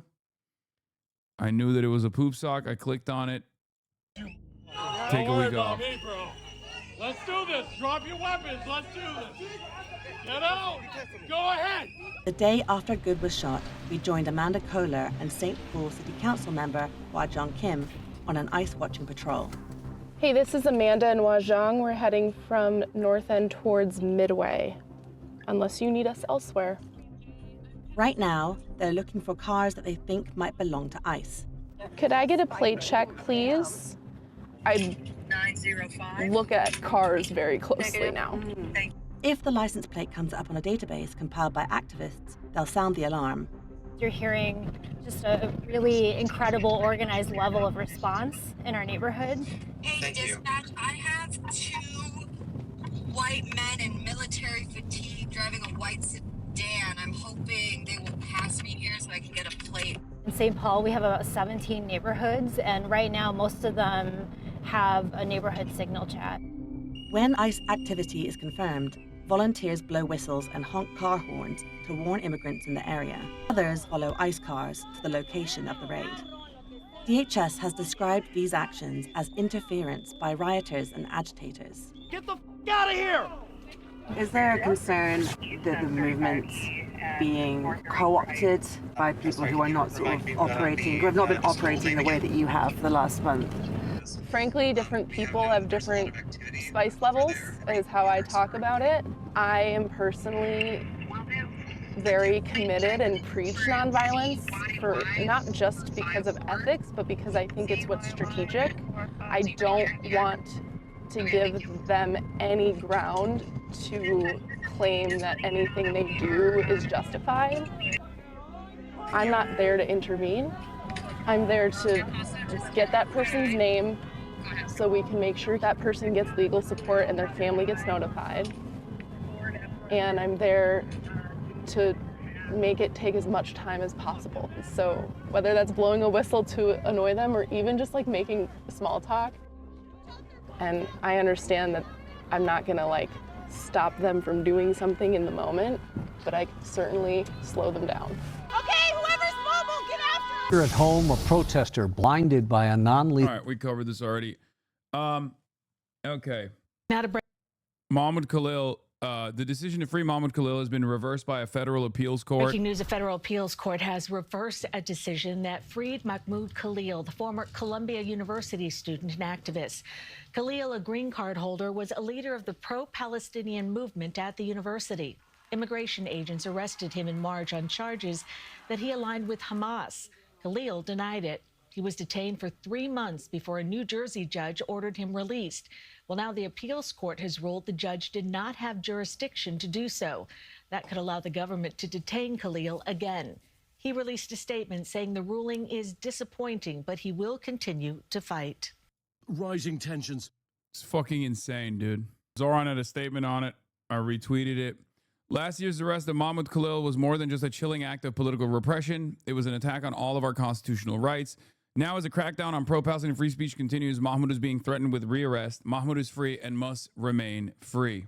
Yeah, they're not going to let it go. The government is still trying to make a active battle out of this because, as I've said over and over again, this is the #1 Israel dick-eating government of all time. Literally, we cannot, we basically gag ourselves on Israeli penis. This government is just choking on it on a daily basis, fighting one another to be the first to suck it. It's disgusting.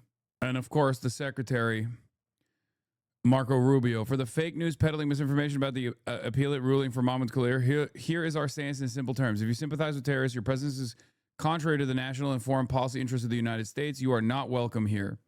Fake news. Yeah, we have the most insatiable appetite for gagging on Israel to the best of our ability. It's like, please, sir, can I have some more? I will choke if my lungs are not filled with Israel. It's not even just the Israel stuff, though, right? Aren't they still going after Kilmar Brega Garcia? The government simply can't accept that they're wrong. Yes. If you have a green card, you must support Israel to stay here is the point here. But basically, listen, this is not even just about Israel, as I brought up in the Mahmoud Khalil situation, and many people didn't understand it. Just like the ICE stuff is not just about, is never really about like apprehending criminal migrants or whatever. Okay? This is just the entry point. You're opening the door to violating people's First Amendment rights. This is the way that this administration under Project Esther, which is a subsection of Project 2025, have decided is how they're going to go about destroying constitutionally protected freedom of speech. They just know, they know that the best possible way to tackle it is the only avenue where there is a tremendous amount of influence, which is anti-Semitism. Okay? Anti-Semitism is bipartisan. People attacking those who criticize Israel as anti-Semites is a bipartisan position. This is precisely the reason why 3,500 college campus student protesters were arrested for daring to maintain the now popular position on Israel's genocide. Okay? Like Secretary of State Marco Rubio said, Mahmoud Khalil's detention and potential deportation are not about free speech, adding that his visa would have not been approved had officials known he would organize Gaza war protests. You understand that this is ridiculous, right? You can't do a post hoc rationalization to deny someone a green card. What's next? Denaturalization? What if Mahmoud Khalil had not organized Gaza protests after he became a naturalized U.S. citizen? Do you take away his citizenship? All of it is illegal, for the record. What Marco Rubio is saying here is illegal. Make no fucking mistake. Yeah, I mean, we already know pretty close to confirmation that Israelis are spying on college campuses and sending that information to members of Congress. Yes. Black Nest, inside Canary Mission secret web of unlisted sites. One Canary Mission affiliated website, Black Nest, reveals the group's internal operations, plans to expand, and how they celebrate deportations and firings. Fact and evidence-based profiles attack the messenger, not the message. Anonymity as a tool to scare the enemy, providing real consequences for anti-Semitism and anti-Israel activism. Data-driven expertise in North American anti-Semitism. Impact-driven, we change the behavior of the enemy. Bottom-up approach, using individuals to take down orgs. We are the adult in the room. When an Egyptian writer wrote for The Nation about having to flee the U.S. after the arrest of Mahmoud Khalil, Canary Mission celebrated their high-impact role in his self-deportation and internal trackers. This is after 100 gigs of data from unlisted websites was found. These websites are associated with Canary Mission, which revealed their internal workings. Dropsite documented this, which revealed their internal workings, employees, and an internal website called Black Nest, where the group celebrated its impact arrests and deportations. Black Nest is just one of the names of several unlisted websites and content management systems used by Canary Mission, whose doxing operation is run out of Israel and is used by the highest levels of the Trump administration. This is a Mossad operation, okay? This is an Israeli operation that operates on U.S. soil with no scrutiny whatsoever, and we saw them deploy the doxing vans in the immediate aftermath of October 7, if you recall. Greenblatt says he has 40 full-time employees spying on DSA et al. And forwarding it to the FBI. We measure and track.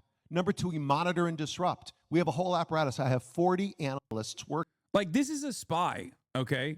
I need you to understand. This is a spy for Israel. It doesn't matter that he's an American citizen. He is a fucking spy for Israel. Spying on American citizens. And this is what the ADL used to do back in the day as well. It's not even new. This is like old shit. The ADL in the 90s were spying on American citizens, for the apartheid state of South Africa. And it's the same with the Canary mission as well. Just since no one is noticing this, we also confirmed an employee of Israeli nonprofit Megamot Shalom employee works on Canary mission. More confirmation that it's operated in Israel by Israelis. Okay? It is one of the craziest fucking things that is happening in real time. I know he called me Hamas piker. I know. I saw that. Jonathan Greenblatt is an agent of Israel. Canary mission also is an agent of Israel. They literally operate inside of the American boundaries to get American citizens and American immigrants that have green cards, that have that are on the process of getting their citizenship deported before it gets there for the crime of maintaining the popular position on Israel. It's fucking crazy. Bro, everyone is spying. Cope harder. What the fuck do you mean everyone is okay? Is the point when you find a spy, a foreign spy, what do you do to them? If he was Chinese doing this for China, what do you think would happen to him? Are you okay? How cucked can you be? Aren't you a fucking American? Aren't you America first? What are we talking about, man? Oh my God, I love America drama. Baby Jesus save us. You have a big mouth, Hassan. Please return to Turkey and try again. Why are you beefing America? America will go down in history as the greatest land ever. America the Great. This is what I don't understand with these like America first dildos too, where they're like, America's the greatest land of all time. And it's awesome. It's awesome that we let Israel spy on our citizens, Israel spy on Americans, and then fucking collaborate with the American federal law enforcement because, again, Israeli spies have their hand so far lodged up the asshole of the American law enforcement apparatus that we're making the FBI that we pay for with our taxes do the bidding of Israel. You don't have a fucking country, man. Wake up. Working full time, 7 days a week, 24 hours a day, monitoring extremists. We monitor them online, social media, messaging apps, video games, cryptocurrency, podcasts. Yeah, Epstein was another version of this, okay? Short form video, Wikipedia, LLMs. We monitor these people and we share the intelligence with the FBI. Yeah, look, former U.S. Navy. You saw last. Yeah, former U.S. Navy sailor gets nearly 17 years in prison for spying for China. Jin Chao-wei sold technical manuals for American warships to a Chinese intelligence officer who had recruited him on social media. Okay? Yeah, if only he was Israeli. We could maybe even elevate him to a position in Congress or something. You know what I mean? If he was doing it for Israel, would be fucking kissing him. Would be hugging and kissing him, being like, thank you, sir. Please. Because we were going to give the manuals ourselves to the Israeli government, but I'm glad that you took the initiative. Jonathan Pollard at least got. Yeah, Donald Trump, the ultra-Zionist, biggest dick eater of Israel, literally shipped off Jonathan Pollard in Sheldon Adelson's private jet. He was treated like a fucking hero in Israel. If that's not a flex on America and every single American, I don't know what to tell you. That's why it's so funny when these dumb motherfuckers constantly talk about these dumb motherfuckers constantly talk about how much they love America, how America first they are. This is Israel first, bitch. Wake up. You are a dog to Israel, okay? Every single one of you.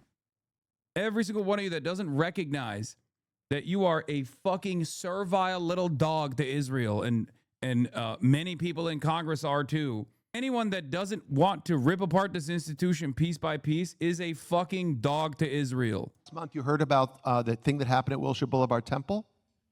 Our analysts investigated what happened. They said they were Korea. Oh, they're spying on the DSA. It's fine. We hate those fucking commies, right? Town for Palestine. No, you don't hate those commies. You hate America. This group of people, they weren't. We were able to ascertain they were from a group called the Turtle Island Liberation Front.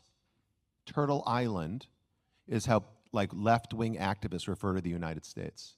They don't call it America. They call it Turtle Island, like the Iranians call it the Zionist entity, right? They won't call it by its name. The Turtle Island Liberation Front, we gave them a whole dossier. What is Wait, her so that fucking fake ass bullshit, the Turtle Island Liberation Front fake ass nonsense was actually their doing? That's awesome. That's fucking awesome, dude. That's what the ADL is doing. Remember that group that they caught that was going to do terrorism on New Year's Eve or whatever? Turtle Island Liberation Front? What are their ideas, their goals? Who are they? We identified the people who were in the synagogue. This was on Wednesday, December the 10th. On Monday, December the 15th, this is going to ring a bell. They were making pipe bombs in the desert. They were making pipe bombs in the desert with a fucking federal agent, dude. The fuck out of here. Kash Patel announced they cracked a terror ring where they arrested 4 people who were planning New Year's Eve bombings. Turtle Island Liberation Front. At least one of the people I know for certain was in the building at Wilshire Boulevard Temple, vandalizing it and disrupting the event. So we're monitoring left-wing radicals like the DSA and the anti-war crazies and the pro-Palestine. The anti-war crazies. We're monitoring right-wing extremists like white supremacists, armed militia groups. We're monitoring political Islamists and Christian nationalists, all of them. I want to remind people that the ADL was caught spying on American citizens on U.S. soil in collaboration with apartheid South Africa. They were spying on Jewish anti-apartheid protesters as well as black anti-apartheid protesters and trade unionists and student organizations. They were caught, and I believe they had to pay, I think they were fined for it or something. I don't know. This is a real thing. New details, extensive ADL spy operation emerge. Inquiry. Transcripts reveal nearly 40 years of espionage by a man who infiltrated political groups. His codename at the prominent Jewish organization was Cal, and he was so successful at infiltrating political groups that he was once chosen to head an Arab American delegation that visited Representative Nancy Pelosi in her Washington, D.C. office. For a time, Cal tapped into the phone message system of the White Aryan Resistance to learn of their hate crimes. From police sources, he obtained privileged personal information on at least 1,394 people. Again, an Israeli spy. And he met surreptitiously with agents of the South African government to trade his knowledge for crisp, new $100 bills. These are among the secrets that Bullock and David Gervitz, a former Los Angeles-based operative, divulged in extensive interviews with the police and the FBI in a growing scandal over the nationwide intelligence network operated by the Anti-Defamation League. Officials for the Anti-Defamation League, while denying any improper activity, have said that they will cooperate with the investigation. They have refused to discuss Bullock and Gervitz. Transcripts of the interviews, among nearly 700 pages of documents released by San Francisco prosecutors last week, offer new details on the private spy operation that authorities allege crossed the line into illegal territory. In 1993, they were getting punished for it. Now, Jonathan Greenblatt, the current leader of the ADL, is openly talking about how he's doing this on U.S. soil. Will there be any pushback? Fuck no, of course not. Of course there won't be any fucking pushback. Get the fuck out. I knew they were bad, but not this bad. Fuck. Yeah, no, they are this bad. And they've been this bad. This is one of the reasons as to why Jonathan Greenblatt fucking hates me, because I called ADL the Apartheid Defense League. Yeah. No. And then we train. We're the largest trainer of law enforcement. Someone came up to me after services and said, I really want to ask him a question, but I can't be there. So I said, okay, give me the question, I'll ask. Here is the question.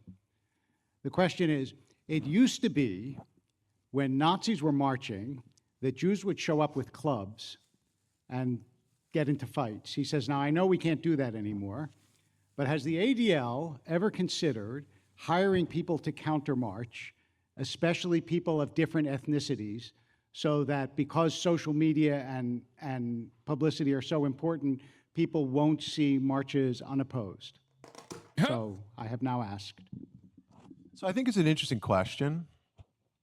I think that we have to do, like to quote Wayne Gretzky, is not go where the puck is, but where it's going. And this has been a big lesson really since 10/7 in part. So I can tell you, we have taken resources and redistributed it really towards the LLMs, towards generative AI. Folks, I got to tell you, how many of you used ChatGPT in the last week? Raise your hand. Folks, I'm going to come back here in a year and you all need to raise your hand. ChatGPT is ground truth for the vast hundreds of millions of people. It has over 1 billion users. It's been around for like 2.5 years.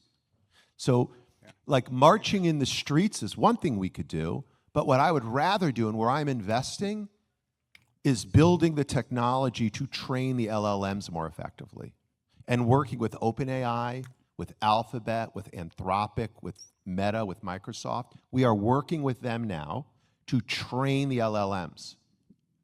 Heck, we're in conversations with Alibaba to train their LLM because the Chinese AI models are profound and potent and they're much more cost effective and they're spreading.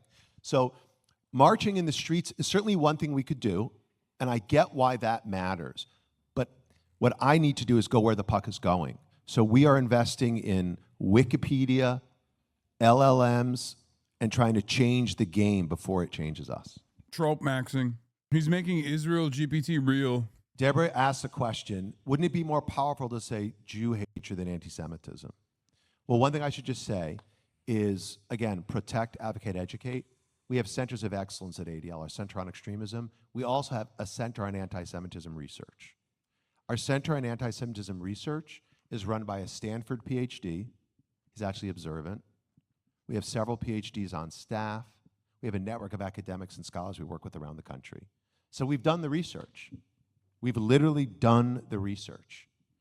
And we're running everything all the time from focus groups to attitudinal surveys to like randomized controlled trials to identify what interventions work most effectively. And we've tested this. And the funny thing is, doesn't matter. The term Jew hatred we find in our research, when you say end Jew hatred, Gentiles think you're talking about the hatred of Jewish people. You understand that? As if we were the ones hating. Deborah asked a question, wouldn't it be more powerful to say Jew hatred than anti-Semitism? Wait, what?